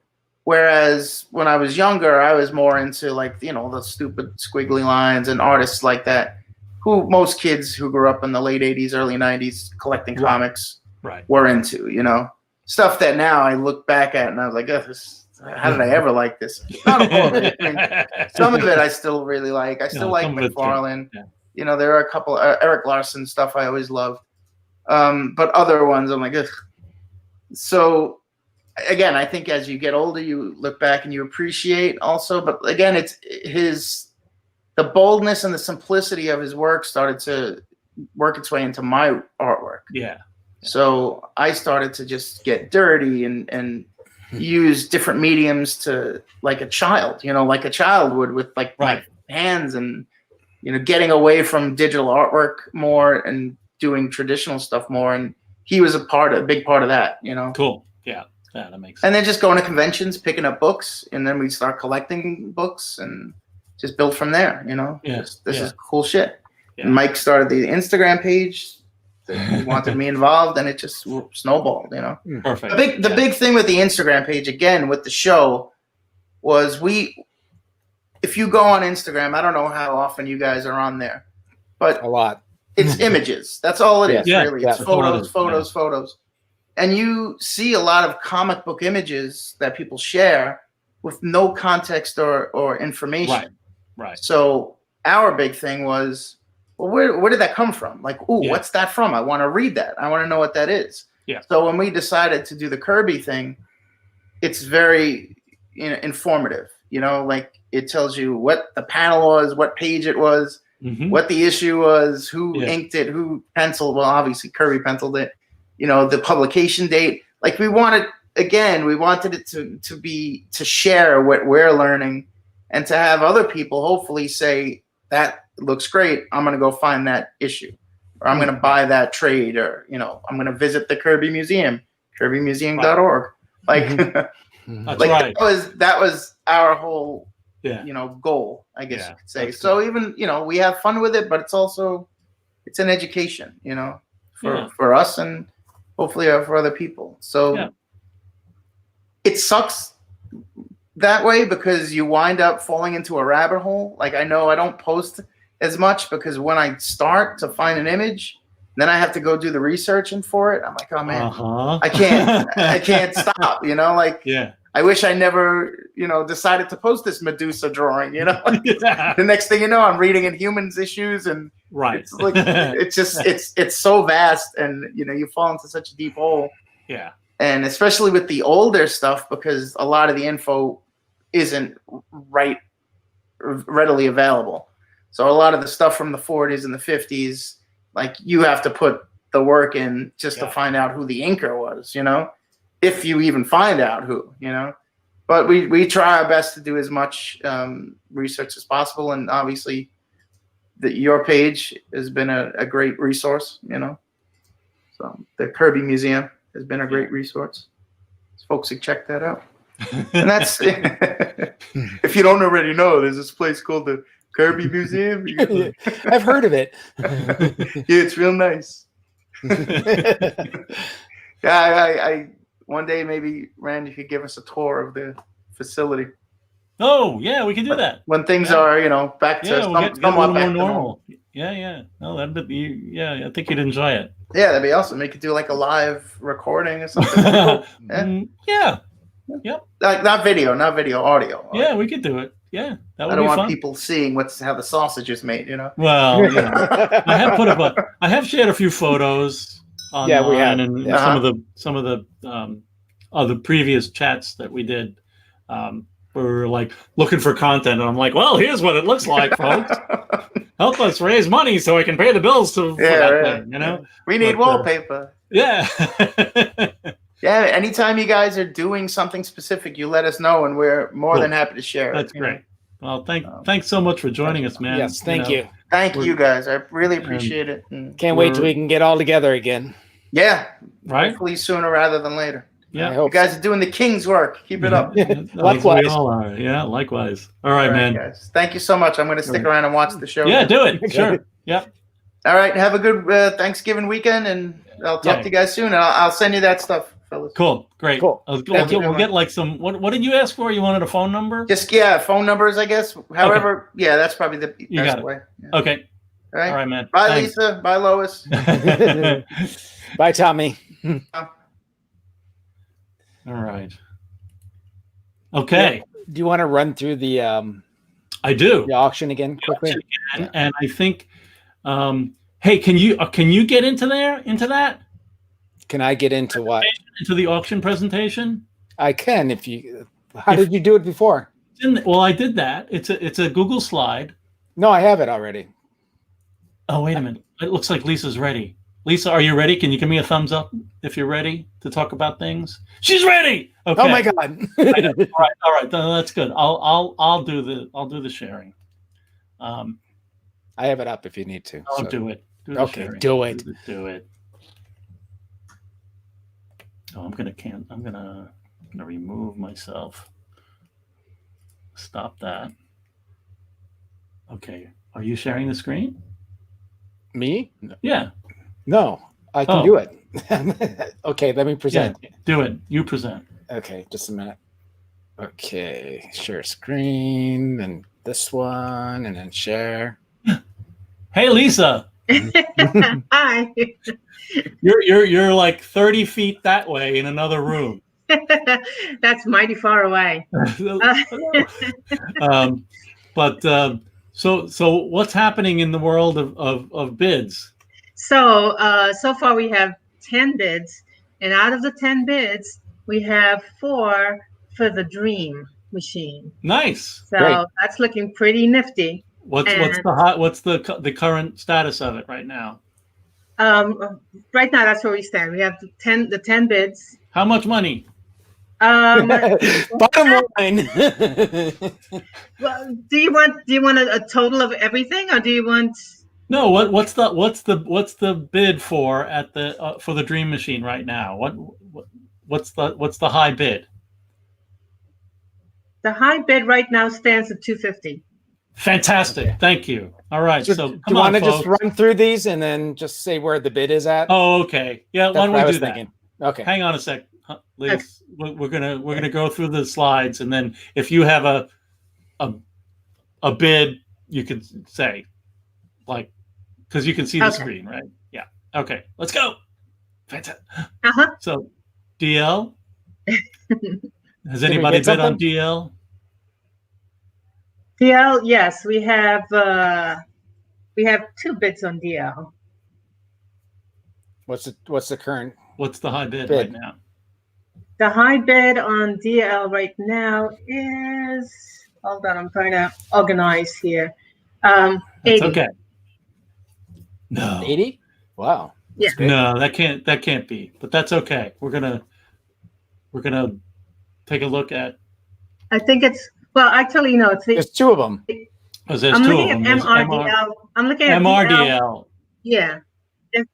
DL is 25, MRDL is Okay. 80. Fantastic. Okay, cool. Thank you. Yeah, that's great. Keep bidding, folks. How about Sky? Anybody bid on Sky? Sky, we have a Sky. Let's see, there's one at, Okay. I think it's like $80. Hold on, let me just go. Yeah, $80 Sky. Nice. Thank you, folks. PNIMR. And IMR. We have 1 bid on that at 152. Great. Fantastic. Any of the Check out- TTs? Anybody bid on? TTs, I didn't see that. Okay. So far, we have 2001 F 52, Lord of Lights 133. Oh, nice. Yeah. Dream Machine. Oh, we talked about that. Yeah, Dream that's Machine, 250. the highest is 250. Any of the 2001s? Yeah, the 2001 F, $52. Wow. That's great. Thank you so much. Keep bidding, folks. Awesome. These things are great. Robot. robot? Look at that robot. Really? Come on. No bids on robot. Spaceman? Spaceman. They're so cool. All right. Well, Spaceman, yeah. Not yet, but Okay. they will. I know they will. 133 on this? No, that's great. It's a beautiful Yes. print. Vira? No Vira yet? No, No. no Vira. All right. And then Okay. Dream Machine. All right. Cool. Okay. All right. Well, thanks, Lee. That's Okay. great. Keep I'm out. keep bidding, I'll be folks. here. We've got all right. We've got lots of goodies. So hopefully you can place some bids and get those wonderful things. And don't forget that if you go to the our miscellaneous page, we have our SPQR. Wow, I'm fading out. Oh man, It's the problem with green screen. Woo! Anyhow, we have this SPQR portfolio. Man, that's crazy. And I am not going to turn that screen. Well, I can turn the green screen off. You just see the green. All right. Green screen. Okay. So we have this SPQR portfolio, 8.5 by 11 digital prints, 13 plates, newly added, the fantastic servants. What is it? Servants to Brutus and Cassius. 13 plate portfolio. It's for sale on our website for $40. It's cool. You know, somebody will love it. If you don't love it, buy it and give it to somebody. Right? Come on. Christmas is coming. The Kirby holidays are fans coming. Would love that SPQR portfolio, or that amazing poster of the hand with the. No, I can't make it happen. The hand with the brain and the spaceships. Come on, $24 plus $6 shipping in the U.S. So yeah, that's. I'm gonna bring this green screen back because it's just so mundane with the. with that. I wish they had StreamYard had just like Google Meet where you could put a background and you don't have to have a green screen. I know. Yeah. Maybe they're working on it. I hope so. Even blurred background would be nice. Yeah. What should it be now? Mantis. It's me, Mantis. All just leftovers from our fourth world shows that we did. Yeah, so that's our auctions and our sales. Just because seems like it'd be a fun thing. You might want to buy some stuff. Don't forget. Oh yeah. Well, I'm gonna do it, but it's not gonna work. It's our beautiful pin. It's our galactic head pin. What is it, like $10? Yeah, it's cheap, but it's really worth the money. It's beautiful, and yeah. It's going to be weird because it got the green screen on. Yeah, but, somebody came up to us at one of the shows and said, "I can't believe you're selling it for $10." It should be I know, $20. I know, but but that's all part of the fun. Fun! Did somebody say fun? Lois, I said fun. Could you bring the overlay back? Because that's fun. It's fun. It's fun because it's live. Wow, it's blinking. It's blinking. It's like the blink tag. Early websites from 1989, 1992. Hooray! Yeah. We even have a ticker tape thing like the early websites. Well, we have those. Yeah, we have those tickers, man. Let's see. So Nick Caputo showed up and talked a little bit more about Hubble's work at Marvel, and some inks on potential inks of covers there. So that's fun. Thanks, Nick. And any more artisan books? You mean Crackles? You mean like more pencils and inks books, like Tom's Dream Project? Is that what you're talking about? That's right, Hannah. That's right, Hannah. It's fun. Fun is fun, and it's live because it's fun. I know. It's fun because it's live. That's right. I keep. Yes. I need to keep it straight. Yes. It's good to see you, Hannah. There is a potential of some more artisan books like the pencils and inks books, and I think that's all we can say. Right, Tom? Yeah. Oh, that's it. Okay. That's it. Yeah. There's a chance. There's a chance, and there's always a chance. It's not that Dumb and Dumber chance. It's there's a possibility that there might be something else happening. Yes. There's movies coming out. Think about that. So yeah. What else? We've got. I don't know. We're just kind of sitting around. I don't know. I think maybe I see Alana is here and waiting. So why don't we dive in? You know what? I'll present for Alana. All right. Let me get that going and then bring her in. Because you put some stuff in there, right? Yeah, I put a bunch of stuff in there. Yeah. Hey there, Alana. Hey, Hello. Is my sound sounding okay? Your Sounds sound great. Sounds great. Okay, good. We moved my podcasting setup from one room to a different room, so Right. It works. Yeah. I have the same mic. it's like the only mic.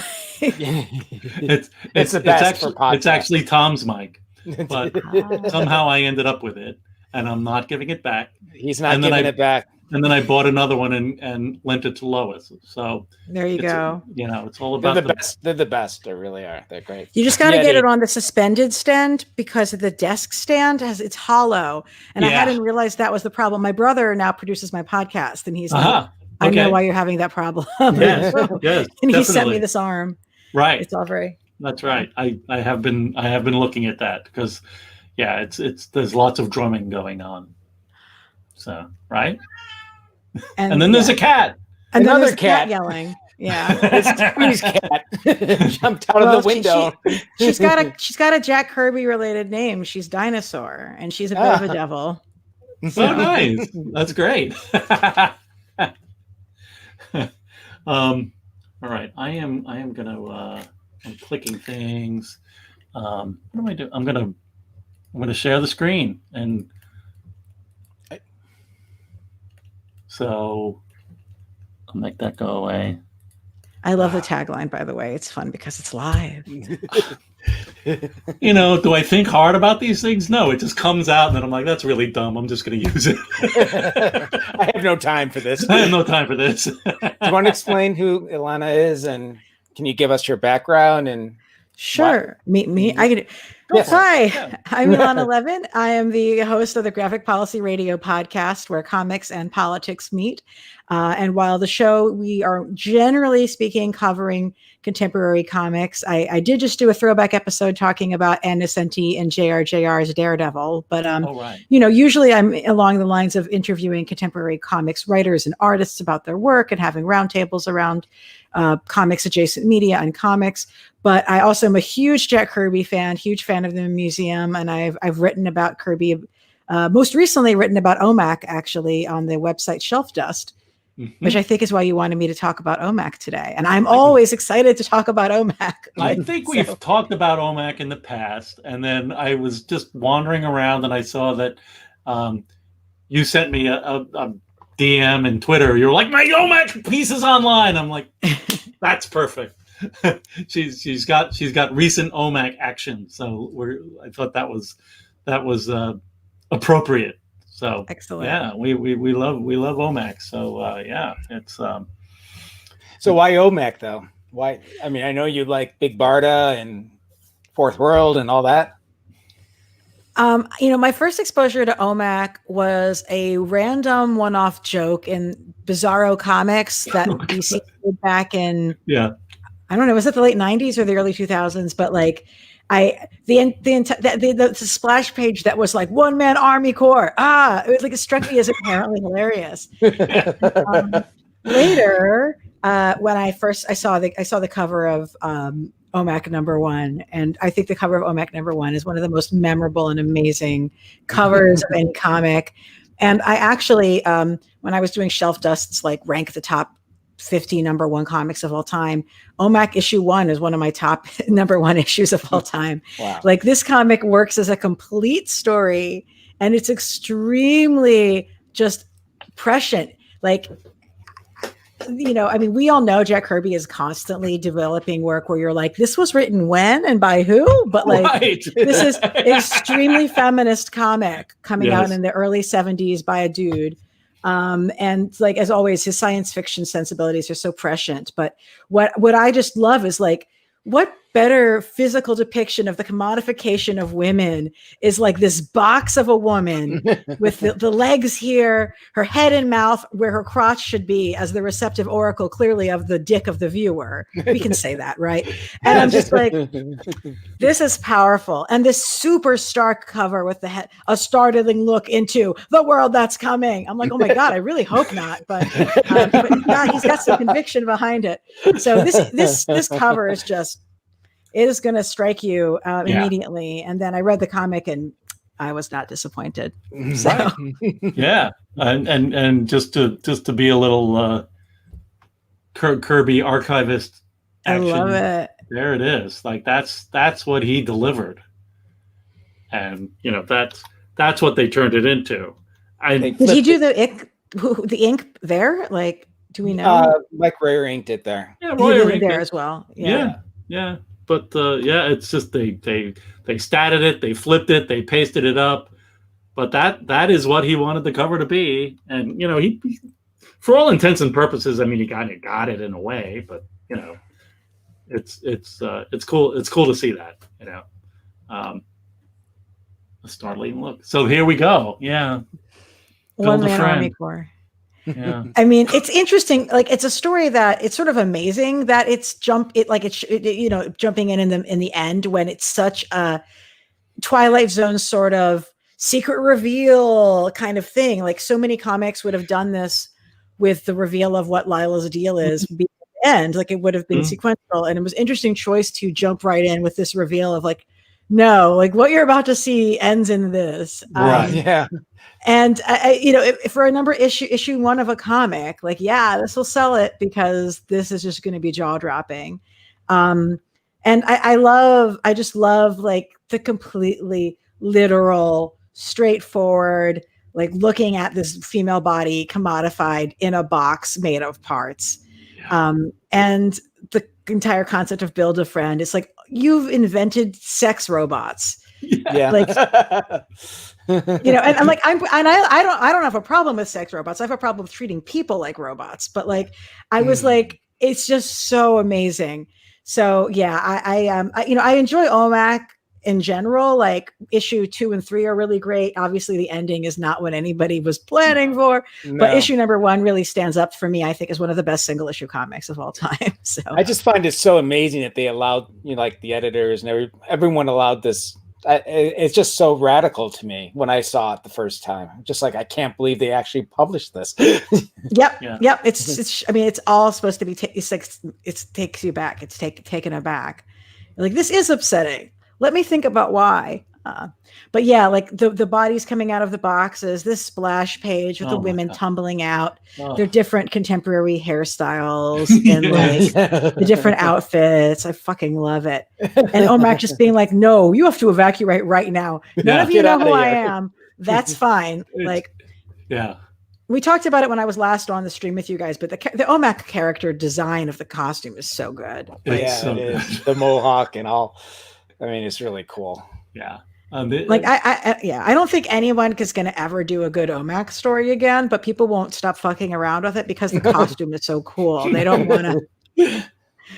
It's too cool to let go. Yeah. I guess it's for him in that era at that time.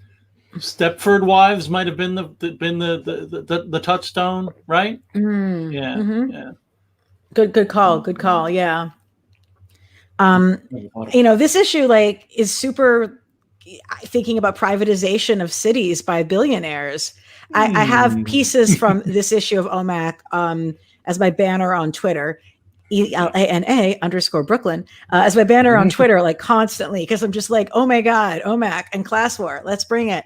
Because this is all about rich people deciding that they own the city and doing whatever the hell they want. And I'm just like, this is all about Michael Bloomberg, isn't it? I love it. I mean, it's not, because before that, but Kirby knew that someday Michael Bloomberg would be mayor of New York. That's right. And this is issue number 2, just for those who know. Oh, this one. Yeah. Yes. Right. And going right into that right away, from issue 1 being about sexism and women's emotional labor. And to be clear, the reason Buddy Blank sucks is because he can't tell the difference between a robot woman who's programmed to be subservient to him and an actual woman he interacts with, which is one of those, Buddy, this is why you're single. He couldn't tell that Lila was a robot and not an actual person. And don't treat women like that. They're not here to just tell you how great they are. That's not the purpose. Yeah. So anyway, issue 1 is all about sexism and the commodification of women and women's emotional labor. Issue 2 is all about rich people deciding that they own the city of the future and are going to risk people's lives. And, some crackles. Didn't Kirby say he was a Roman helmet? Yeah, I think it's a centurion's helmet is what it reminds me of for sure. Centurion's helmet. That's right. What was I saying? Oh, yeah, and issue 2 is just all about class warfare. And there's lots of stuff on that throughout the book. I don't remember what issue it is, but it has old rich people stealing the bodies of young people to re-inhabit them. I'm like, this was just, themes that have become up in science fiction again and again. But this is an extremely political, topical comic book. Yeah. This is another great spot. I mean, this is a classic Kirby fight scene splash page. Yeah. He is unstoppable. The private security force. So good. Yeah. And that headline, what's it say in the corner? It's something in the age of the super rich.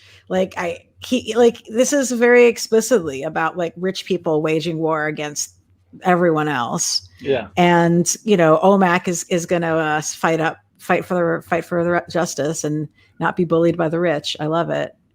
I thought that there was one issue where they actually gave him fake parents. You remember that one? Yes, I love this. They're like, you don't remember your parents anymore, so we're going to give you these fake parents. Yeah, they don't have children of their own. Like, yeah, it's just so weird. But it's kind of good. Like, I want people. Like, why not? Like, yeah, old people and young people make your found family. Like, the whole like true. Omak doesn't remember his own parents anymore thing is a little bit ridiculous, but sure, like, why not pair people up, build new families? Yeah, Mr. Big. I mean, what a villain! Like, the character design on this, the cigar smoking, the sort of Tito-esque bad guys in the background. Kirby does some really interesting, compositions with the headers all throughout OMAC too. I love them. Mm-hmm. Yeah, beautiful Mike Royer display lettering there too. He did the lettering for this. He did the lettering on this, but Deep Bruce Berry did the inking. Mike did the lettering. Yeah. Okay. Yeah. I was going to say, because some of his lettering also it reminds me of the stuff that was coming out in The Demon at the same time, but not like the Fourth World stuff at all. It's very different. It's a different style. Yeah. Here's the pitch. Here's the presentation page that he sent to Carmine Infantino to sell the book. Does it say the Captain America of the future on it? Does he straight up say that? Or I don't think so. No. I love how Peter Parker, the Buddy Blank is in this. Yeah. And I'm glad that they didn't go with. I'm glad that the actual Buddy Blank in the comics isn't quite that Peter Parker-ish, because I love Peter Parker and I don't love Buddy Blank and I don't want to love Buddy Blank. So I'm like, no. Because Buddy Blank can't even tell that this woman who he thinks is his friend is a robot programmed to be subservient and be nice to him. So Buddy Blank stinks. I'm perfectly fine with the fact that his entire personality got rewritten using hormones from space. And I look at that, when I looked at that art, I was like, Peter Parker, that's Peter Parker. You're right. And then the brother eye design is amazing. Yeah. So cool. Yeah. I mean, even references 2001. That's interesting. I mean, the 2001 comics he did are just so jaw dropping. So I'm happy to get any piece of that I can, any way I can. That exhibit you guys did was just really, really fabulous. I would not have ever been able to see that work that closely otherwise. Yeah, it was a fun show.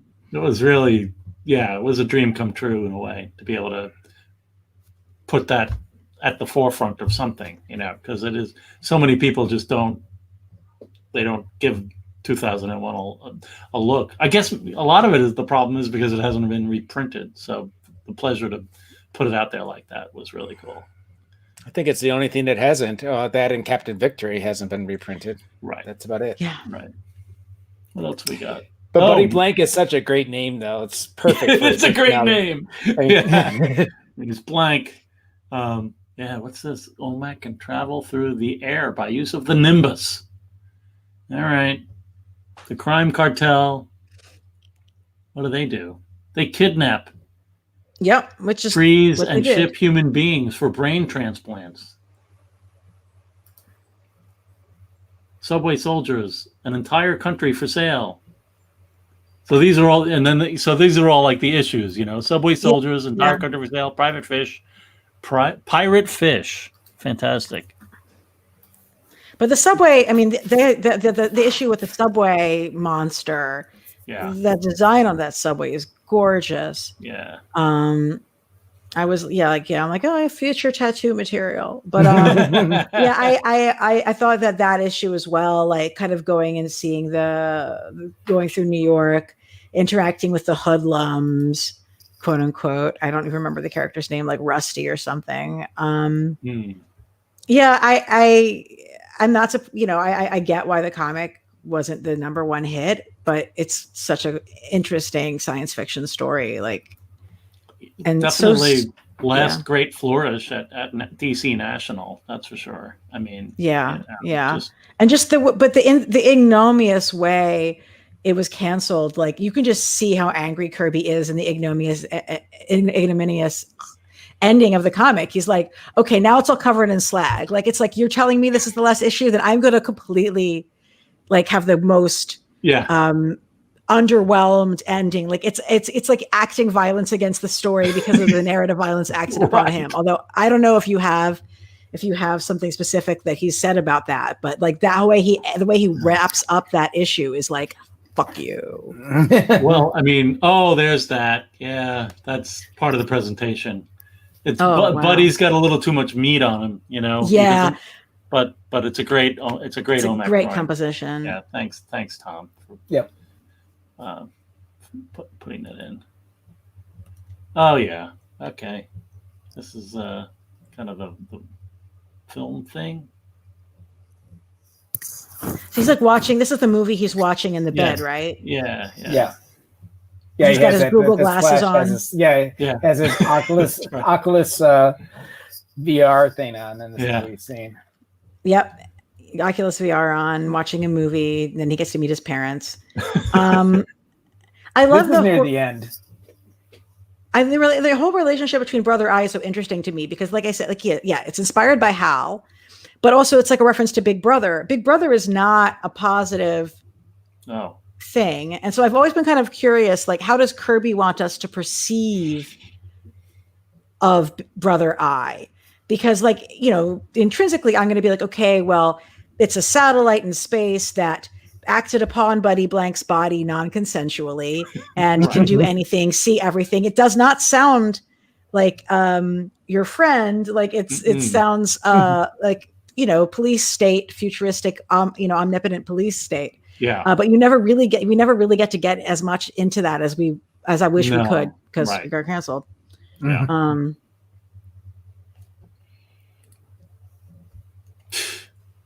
Yeah. Help me, I'm stranded on this rock. Yeah. Oh, that's such a Dr. Scuba. Dr. Scuba, what a strange, but creative science fiction. Like, I'm going to take all the ocean and mush it into bars. Right, you know? yeah. Then he has that special thing to lift up that heavy thing. You know, all the oceans, it must weigh crazy amount of weight. It's very out there. And I love the, like, angry hipster daughter. Yeah. She's like, has a lot of attitude and that villainous. But here we go. It's the last page. And it looked like he was actually planning something in the last panel for the next issue, but never happened. Yeah. Dr. Scuba must now kill Buddy Blank. Brother Eye must now save OMAC. The stakes are man's survival. Yeah, as like an anti-Buddy Blank person, I'm like, I don't want Buddy Blank to go do heroic stuff. I want him to just like Buddy Blank is turning down, kicking a dummy in the butt kicking room, and he's turning down the screaming room. Like, I'm just like, get rid of Buddy, bring back OMAC. Like, that's right. I this is not someone I want to see succeed in their powerless mode, because I'm just never going to forgive his conduct in issue 1. What can I say? Right. So. Right.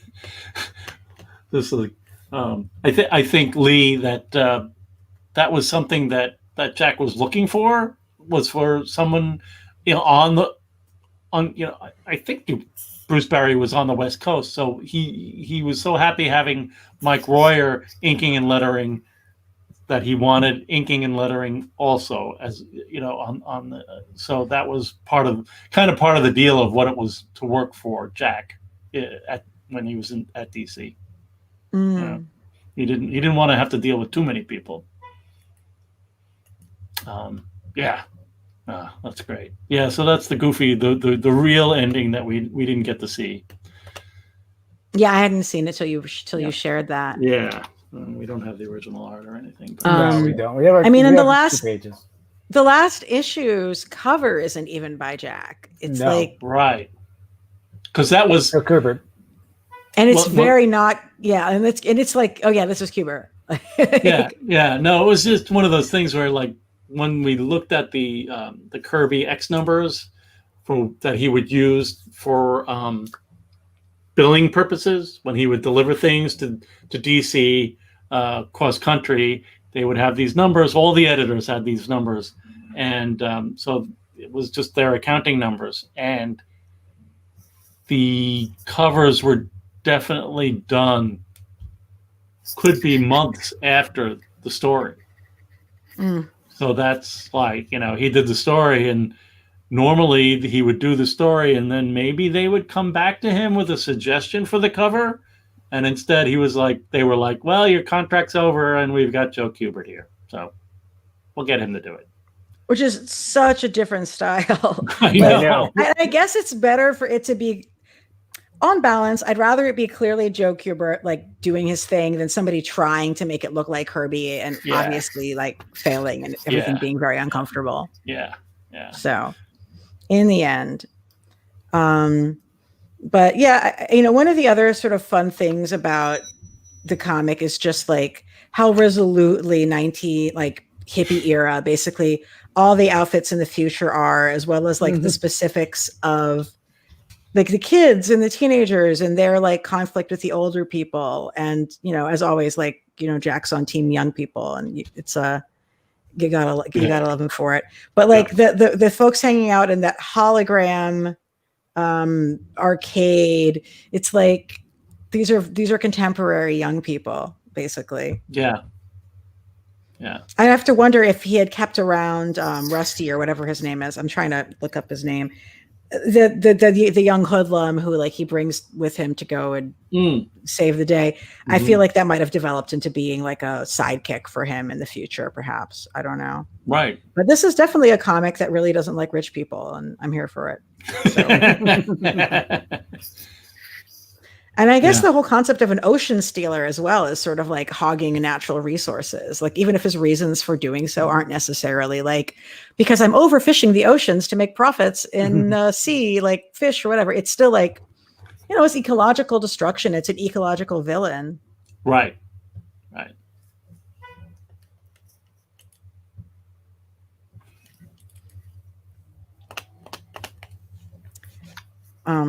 So we were in the when we were talking with Tommy earlier, we were talking about Steve Rude from Nexus. A big Kirby guy. So this is a Steve Rude inked version of that OMAC piece. Oh, neat! Isn't that cool? That has not been shared with a lot of. I haven't shared that a lot, but that's something that Steve inked for us and donated to us.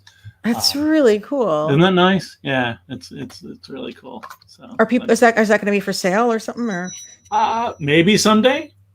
Not tonight. Okay, noted. But that was definitely the intent. Was like, Steve, could you do this for us? We could use it for fundraising. So yeah, at some point that might it'd be fun to color. To put color to it and make it into like a little print. That'd be really cool. Yeah, no, it's beautiful. That was so the Kirby Museum spent a weekend. I spent the weekend with Steve at the Calgary Comic Expo in the Calgary Stampede, and which is the name of their convention center. And it was great. We did a panel, and it was very interesting to hear him talk about his take on Jack and his personal encouragement to other people to express themselves as inspired by what Jack Kirby would inspire people to do. You have your own stories. Don't tell Captain America stories. Tell your own stories. That's how you're going to get anywhere. Was basically Jack Kirby's thing. So it's interesting to look at him as a science fiction guy, because he was, right? I mean, Kirby was just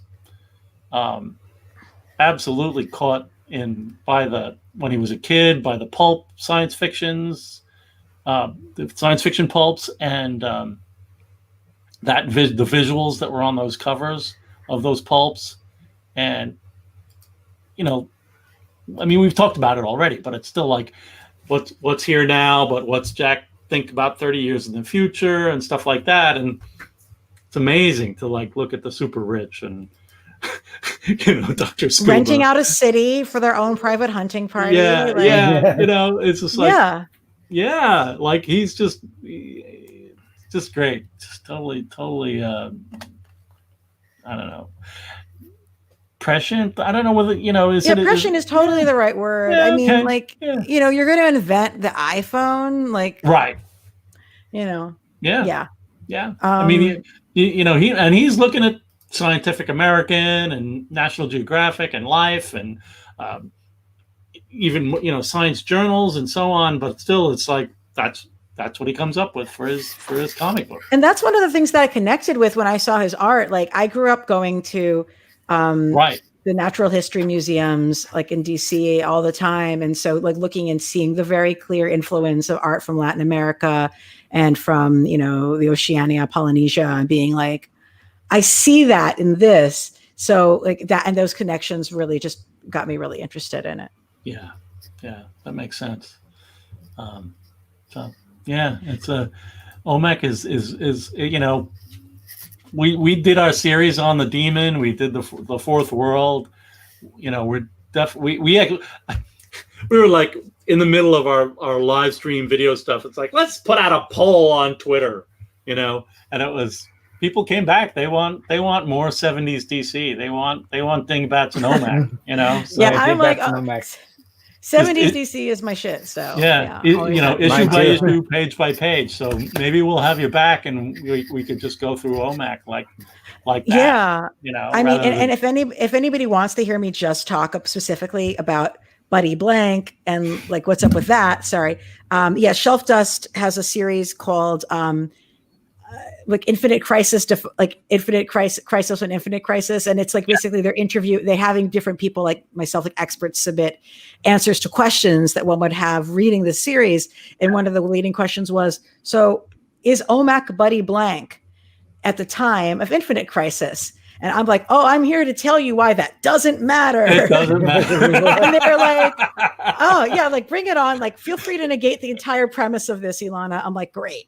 So if folks want to hear me talk about like why Buddy Blank himself is like not, I mean, that's what's so brilliant about the comic is like Kirby understands how loathsome and terrible this particular Nebbish is. And the thing is like, Jack Kirby does a wonderful sympathetic Nebbish too, right? Like sure. Steve Rogers, right.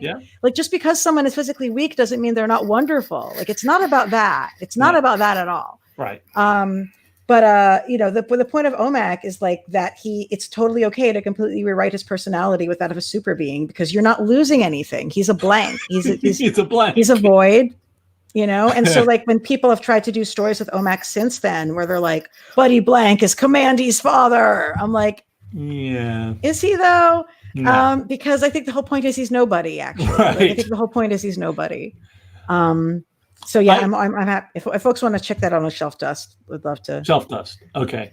I have a thing about OMAC that just kind of sits on my shoulder until it'll get resolved. So there was the movie maker John Sayles, right? Mm-hmm. And I bought a book. I read an interview. He actually used to live like 5 blocks from me here in Hoboken. But one of the things that he talked about was how there was a thing in Hollywood about directors of movies being like generals of an army corps. And that he wanted to, John Sayles didn't believe in that. Like that, he was, it was more a team of equals, and the way he wanted to treat the people who he made movies with. And I was like, wait a minute, Jack was a Hollywood, he really wanted to work in Hollywood, and there was a lot of Hollywood stuff, movies, yeah. And I'm like, did he catch on to that like one-man Army Corps thing because somebody said something about a director of a movie, and that Jack Kirby sitting at a drawing table is like a one-man Army Corps? That's all I got. That's interesting. Isn't that fun?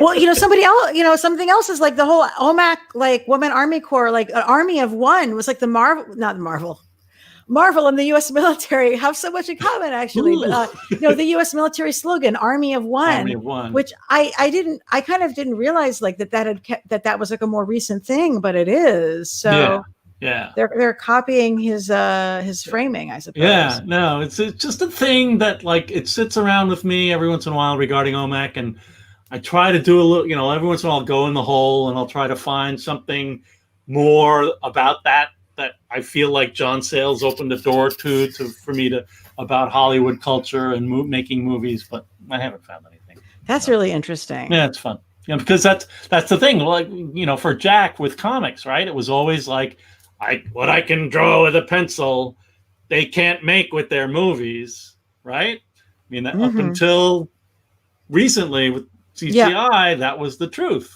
And I still think that things look better flat. And I recognize that, like, partially this is, these are my aesthetics as someone who grew up before 3D animation was like a thing. Right. But just to me, it just doesn't look that beautiful.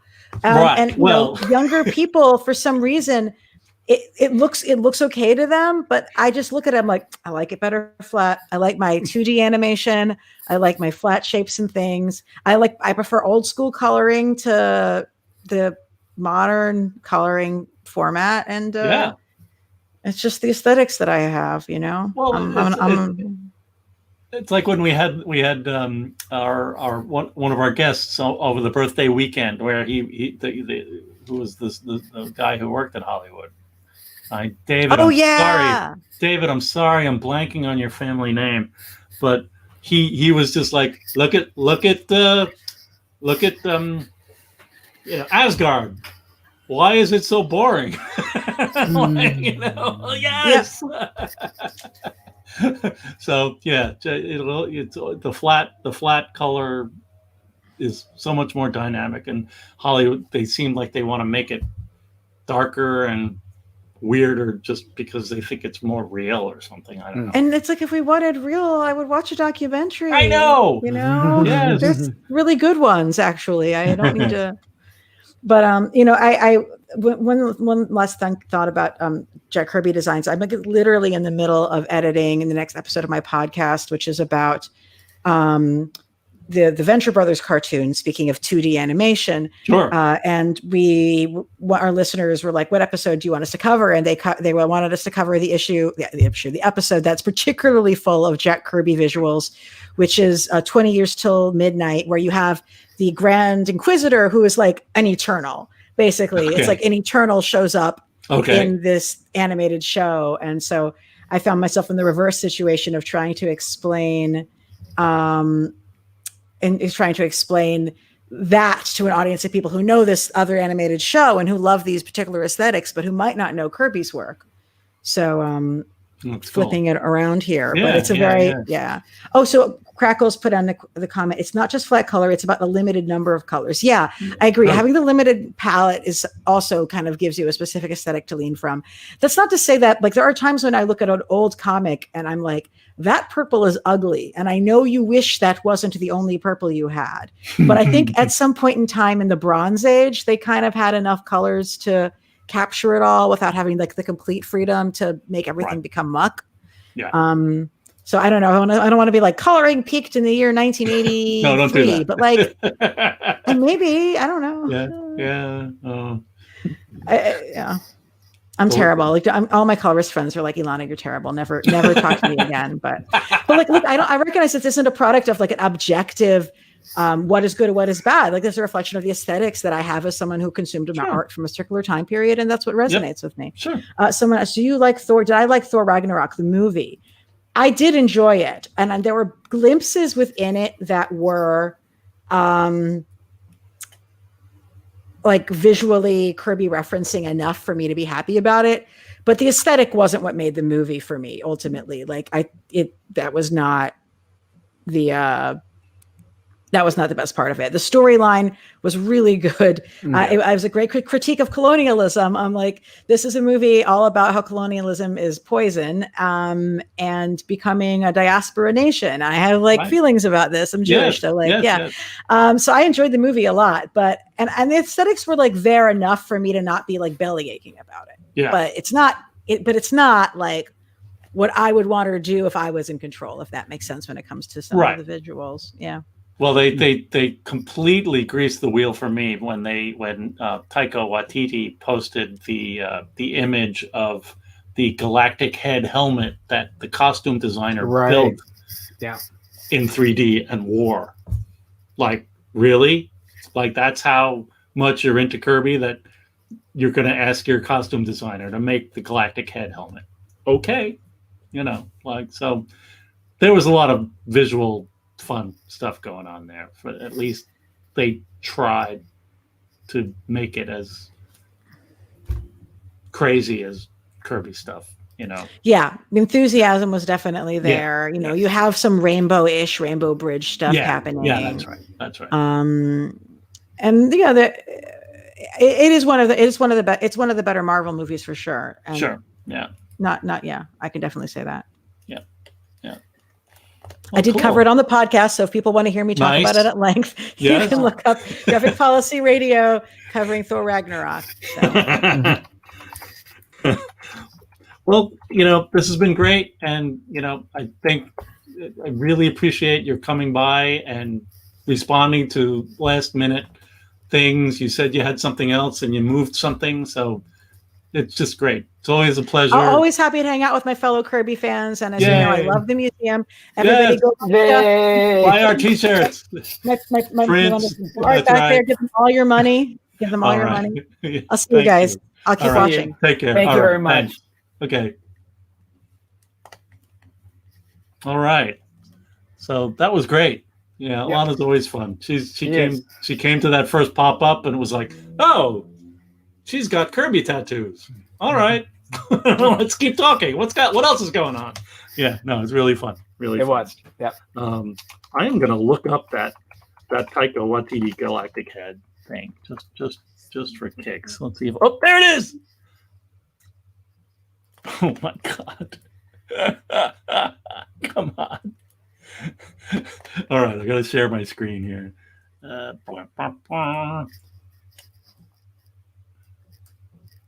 That's amazing.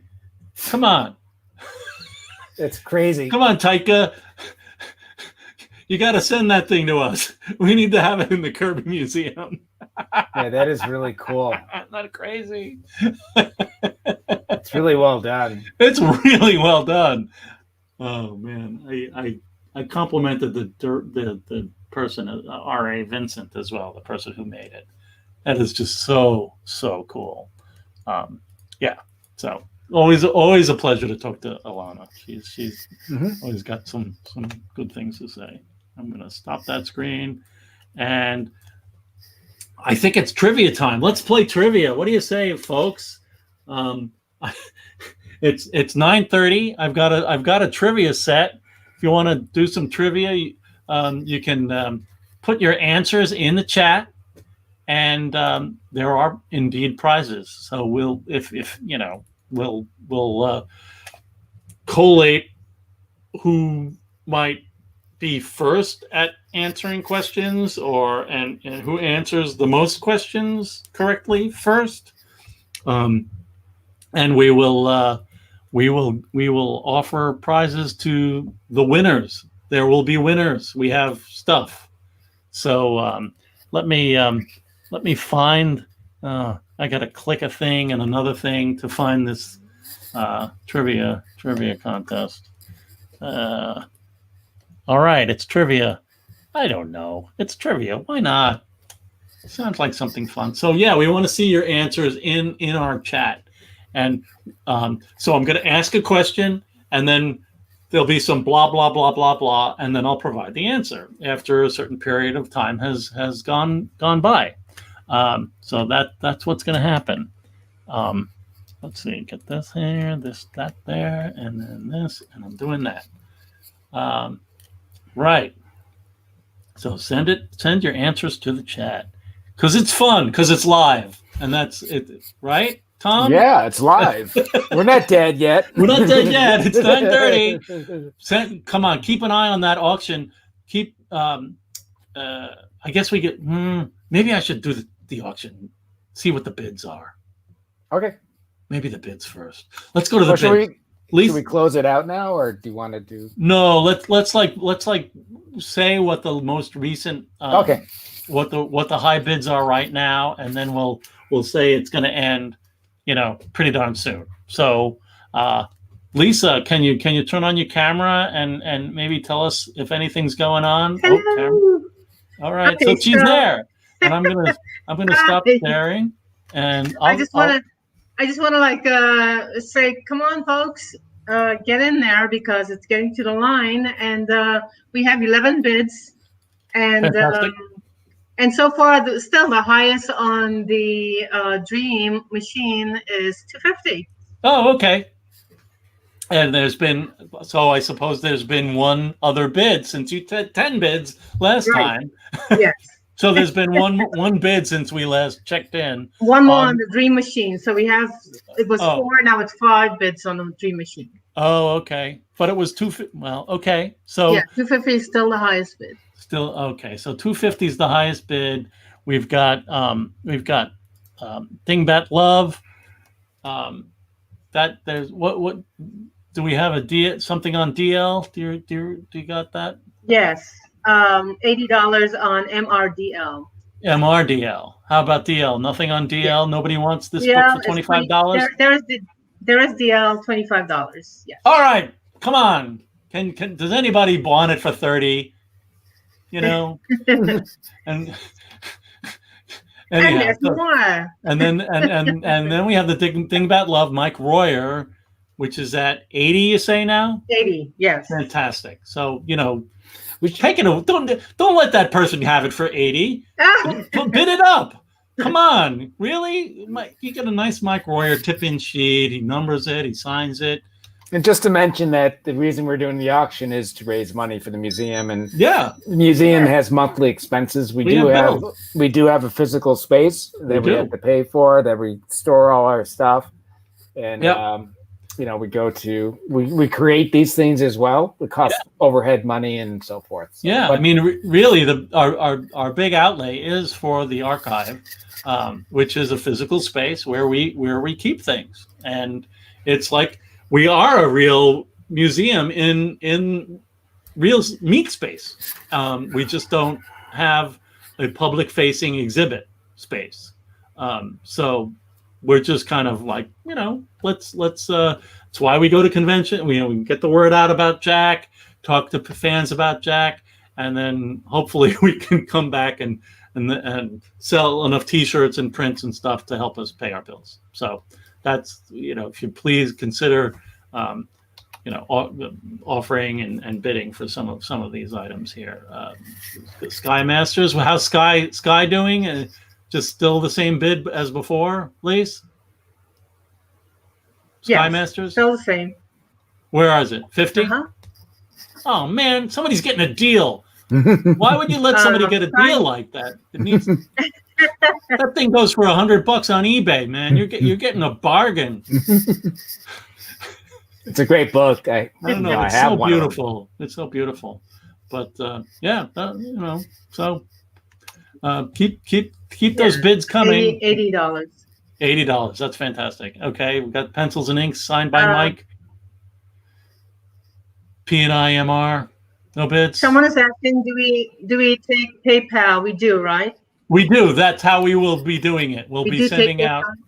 We'll be working it out on PayPal. Once we get the final numbers, I'll be sending out PayPal invoices, and you can pay it with PayPal. It'll be great. Our Tribes Trilogy. Has anybody bid? People bid on the Tribes Trilogy prints. TTW. No bids on Tribes Trilogy. We still stand at 133 for a lot of lights. Okay. Face is the face still at 2001 F? Yeah. No bid on the monolith. No. Okay. Robot print. Look at that thing. It's beautiful. You put that in a mat and put it on the wall in a nice frame. The Dream Machine is now at 264. Excellent. Lord of Lights still at 133. Yes. 120. All right. Vira. Nobody's bid on Vira. No Vira yet. Nope. Telling you. Your mom will love Vira. She's a strong woman. Well, with the skull, flaming head skull. Flaming skull. And Dream Machine. All right. Well, we'll come back and we'll close it out. We'll do a last blast of this before we finish. It's 9:40. Let's see if we can get some trivia in. If anybody wants to play trivia, just put your answers in the in the chat, and we'll fire it up. Okay. Jack Kirby is known for having created. Come on, folks. Alana has a beautiful Tribes trilogy print in the background of her. The woman. She does. Yeah, I believe she bought that in at WonderCon, didn't she? No, I think she bought it at New York. Oh, she bought it in New York. Somebody bought it at WonderCon. Yeah, it was Becky or Betsy from the. Oh, that's right. Yeah. The Elephants Fund. Yeah. So Jack Kirby is known for having created many characters. What is the name of the first kid gang that Kirby co-created with Joe Simon? Please, and also go to our website to see the codes for our items. Unfortunately, the visualizations of the items, we just went through that, and we'll do it again one last time after the trivia contest. So I'm at the trivia question is, what is the name of the first kid gang that Kirby co-created with Joe Simon? Does anybody know the first one? I'm not going to answer that until we go through. Oh, look, here's when Kirby went back to DC/National and got assigned the Jimmy Olsen book because they kind of wanted to give him Superman, but he didn't want to take Superman, and Jimmy Olsen didn't have a regular team, and so he took Jimmy Olsen, which is just the weirdest book in a way. And to have Jimmy Olsen have Jack Kirby on that, and there was the Newsboy Legion. So if I'm showing Newsboy Legion, it's not Newsboy Legion. In my teasing chat, everyone. I'm showing Newsboy Legion in my chat. The answer is not Newsboy Legion. And then here's another kid gang that he created in the Fourth World, the Forever People. I specifically chose this one because, Tom, of that freaky art thing that we looked at. Remember? No, not yet. You remember how like Big Bear's arm was really? Oh yeah. It was like we're looking at the pencils in the original art, right, and it was just like, wow. So yep. So that was. Go back and look at our Fourth World series. Vinnie Coletta turned. If you look at this arm here of Big Bear, it was actually his chest as drawn by Jack Kirby, and Vinnie Coletta changed it. Why? Who knows? He got confused. Yeah, it looks like an arm to me. It was indeed the Young Allies, and so we definitely have a winner. Harry Mendrick. Harry, please come on, you're a ringer. Anyhow, no, it's okay. we'll keep going. Next question. What is the next question? One of Jack Kirby's life-defining experiences is his youth in New York City's ghetto. Ghetto, on the Lower East Side. In what neighborhood do the Newsboy Legion have their adventures? There's, it's like, it's not New York City. It's fake comic book city. It's not Danger Street, because that came much later. And it's not Yancey Street, because that was the Fantastic Four. But the Newsboy Legion. Anybody got any ideas? You're free to play, Harry. I'm sorry, I don't mean to bust your chops. But yeah, so that's our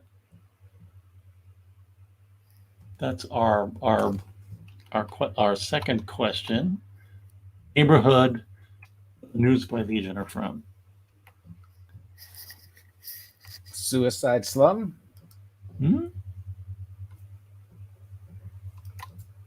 It's Suicide Slum.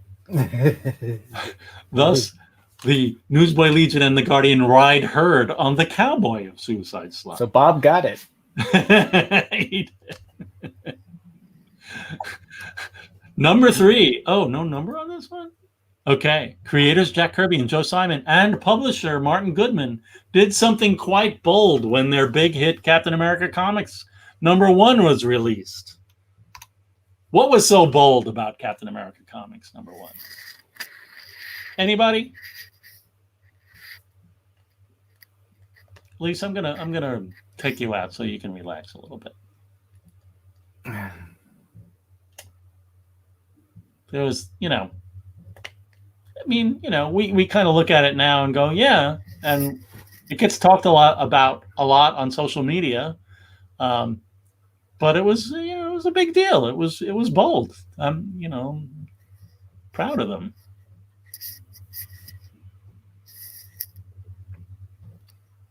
Oh, wait. What else was bold? Martin Goodman publishing this weird superhero comic.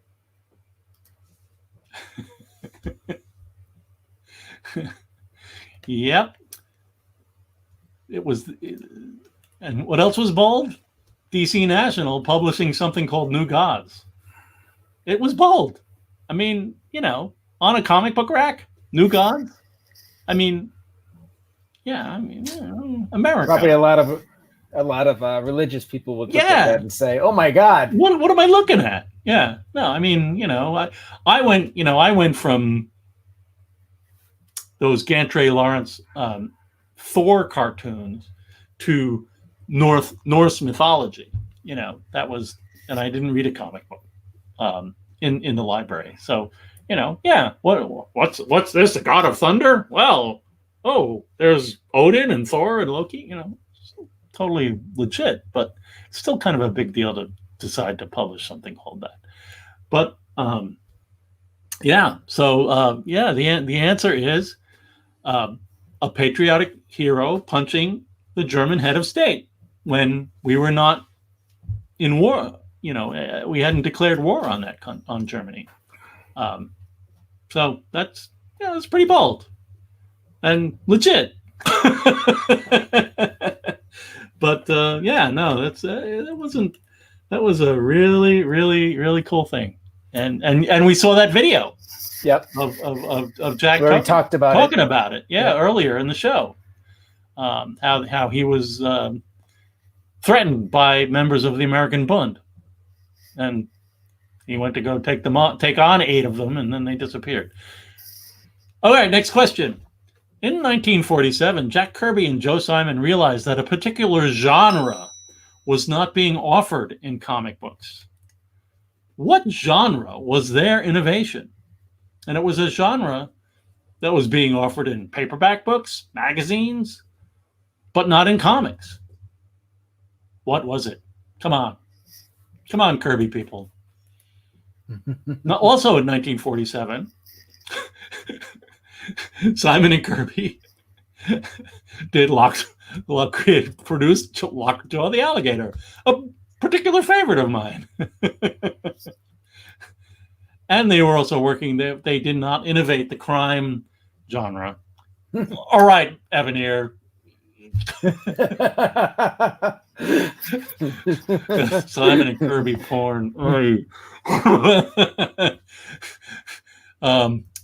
But they did not innovate the crime genre, but they did indeed innovate the romance comics. So, big deal. I like to say that Captain America moved the Kirby family into a nicer neighborhood of Brooklyn, and Young Romance moved the Kirby family to a picket fence suburbia American dream home in Nassau County on Long Island. So, it was a big success for the team. All right, is this the last question?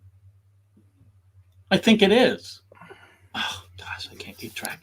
One of the characteristics of the kid gangs and romance comics produced by Jack Kirby and Joe Simon was the interpersonal relationships. Name the two teams of bickering adult heroes that Kirby co-created at Marvel. Come on, bickering Marvel adult heroes. Two teams.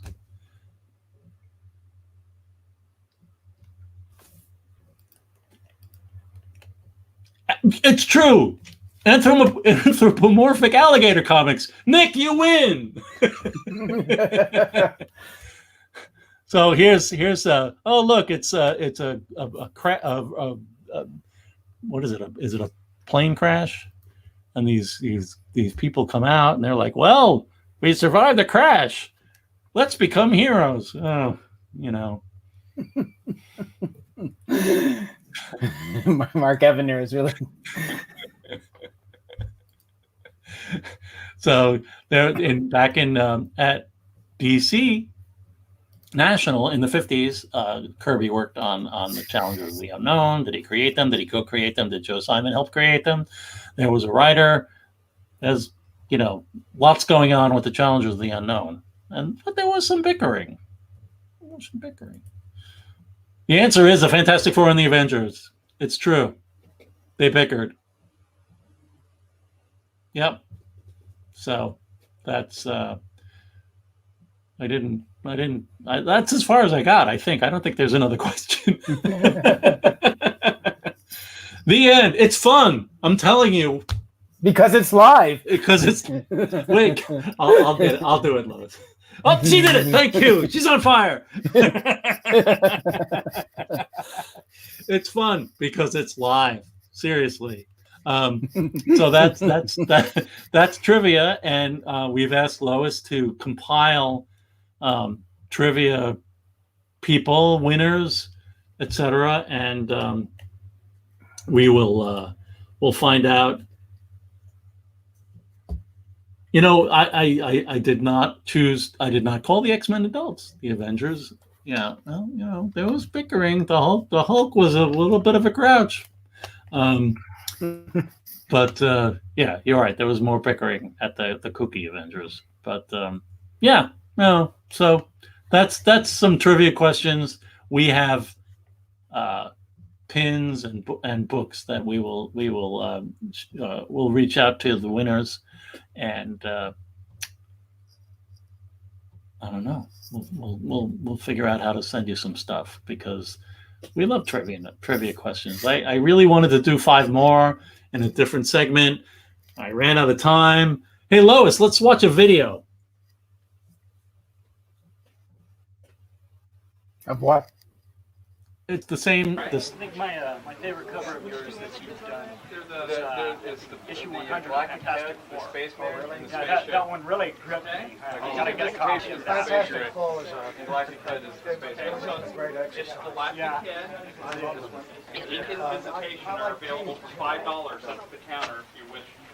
Me and my I discovered girls. Me and some friends hope to go publishing eventually ourselves. No, I used to pass these newspaper stands, and I never paid any notice for them because it was just a familiar thing, And all they had on these magazines were these poets on the newsstand, Love, love, love, love, love. And so you see it every day, and you don't think about it. And suddenly I thought, well, gee, there's no love comics. They love magazines. And so Joe Simon and I were the first ones to do this time. So how was the reaction to the comic? Very good. They sold very well. Must be also very different demographics than Oh, was at a comic. all the guys like girls. So we got a very good reaction. And we did Young Romance and My Day. So it's always been a lot of fun discovering new ways to sell comics. Did you work on the titles also? Yes. Yes. And this was the, you can make stories on the interpretation of dreams. days when you could buy 10 comics for $1, huh? And this was the real thing. That was probably me. I finally made PFC. Jack. Even my wife. Well, you know, I was it 93? Was it 93? Sounds right. Yeah, I think it was. Like I mentioned, that's the Jack I remember from when I spoke to him in 93. It was 93. Yep.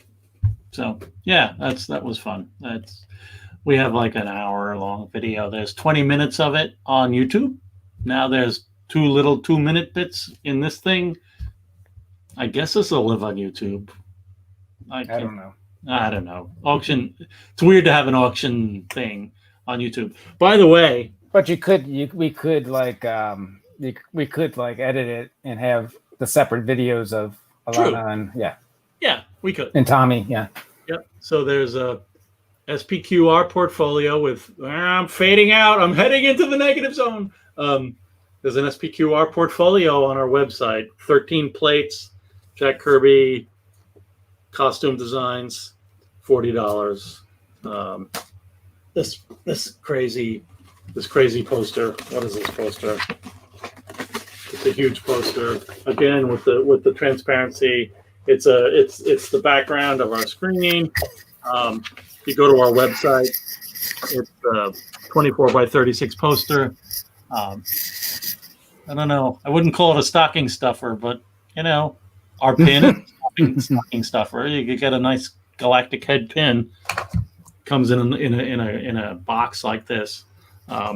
So yeah, that we're selling stuff, and we're just trying to raise money to help us pay our bills. So we really appreciate all the support that we've had over the years from people, and we'll just keep on trucking on and being safe. And let's just go through the auction stuff one more time. What do you say? Sure. All right, let's Lisa turn on her camera. There she goes. She did it. Hello. Hello. And we'll... Okay, so as it stands, we've got one bid for P and IMR. Nice. P2. We have one bid for 2001 F, $52. Cool. We've got one bid for 2001 M at $25. All right, come on, people. You know you love that monolith. Kirby drawing of the monolith from 2001 and a beautiful print. It's incredible. I'm going to bring it up on my screen in a minute. It's almost happening. I swear. I'm clicking buttons. I'm looking around. See, look at that. Come on. You put that in a frame and a mat. And you'd be like, look at my print of a Kirby monolith. It's cosmic, yo. Not only that, you support the Jack Kirby Museum. Exactly. In addition to. Also, as well. Yes. That's the same thing. So we've got the robot print, starting bid at 50. Has anybody bid on robot? No, not yet. No. Oh, come on. We're about to close it all. We will reach out to the winners once we will hit the gavel. Spaceman? Anybody gone for Spaceman? The Don Heck Spaceman? Happy birthday, Don. Spaceman yet. Come on, people, Spaceman. So disappointing. I mean, really, Spaceman? Look at that thing. 24, what do you think? 18 by 24, Tom, I believe it is. Beautiful paper. Yep. Lovely print. Oh, man. This Lord of Light still at 133. Nobody else wanted to outbid that Lord of Light person? One bid. 133. All right, 133. we're looking for more than that. We are. I'm serious. Come on. No, Vira, nothing happening. No, Dream Vira. Machine. Are we Dream still? Machine. We've got 6 bids on Dream Machine. The highest is 264. Fantastic. You know, I don't know, man. It went for like more than 300 on eBay. We could really use the money. It's beautiful. Somebody, does anybody else need this thing? Who? Well, we're not going to say who the high bidder is, but if you didn't put in what did you say? 265? 55, yeah. If you didn't put in 265, then you're not winning. So, you know, come on. 264. Oh, fantastic. Oh, it's like a. Oh, that's not. No, yeah. You can't buy the. Don't bid on the Kirby Museum. We can use your support. Volunteer. So we have the Dave Bowman, the fantastic. What is it? Yeah, the fantastic Dave Bowman head. He's losing his mind. 2001. So good. You can't text. I'm so sorry about that. I don't know what to do about that. I think we'll just have to, move on. There is one bid on that one for $52. Oh, on the face? Yes. Thank you. I appreciate that. That's nice. And we have our Tribes Trilogy prints.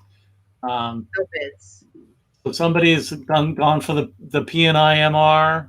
Yes, $152. Oh, lovely. Thank you so much. Sky Masters. Sky Master, we've got $80. 80. Wow. Man, you're getting a bargain. Somebody's getting a bargain. Somebody needs to. You could get bid 100. You're getting a bargain because that's what it goes for on eBay, and that's eBay. That's not even us. You know, I'm trying. I'm working. Yeah. I've actually seen it for more than 100, like 100. Right. I know. Yeah. It's so beautiful, and Farhan did such a great job. Eisner nominated Sky Masters Complete Sunday Strips. Dingbat Love. Well, I have to say the person who bid on that is international. Oh, okay. That's great. International bid. I think we had that for when we did it the last time.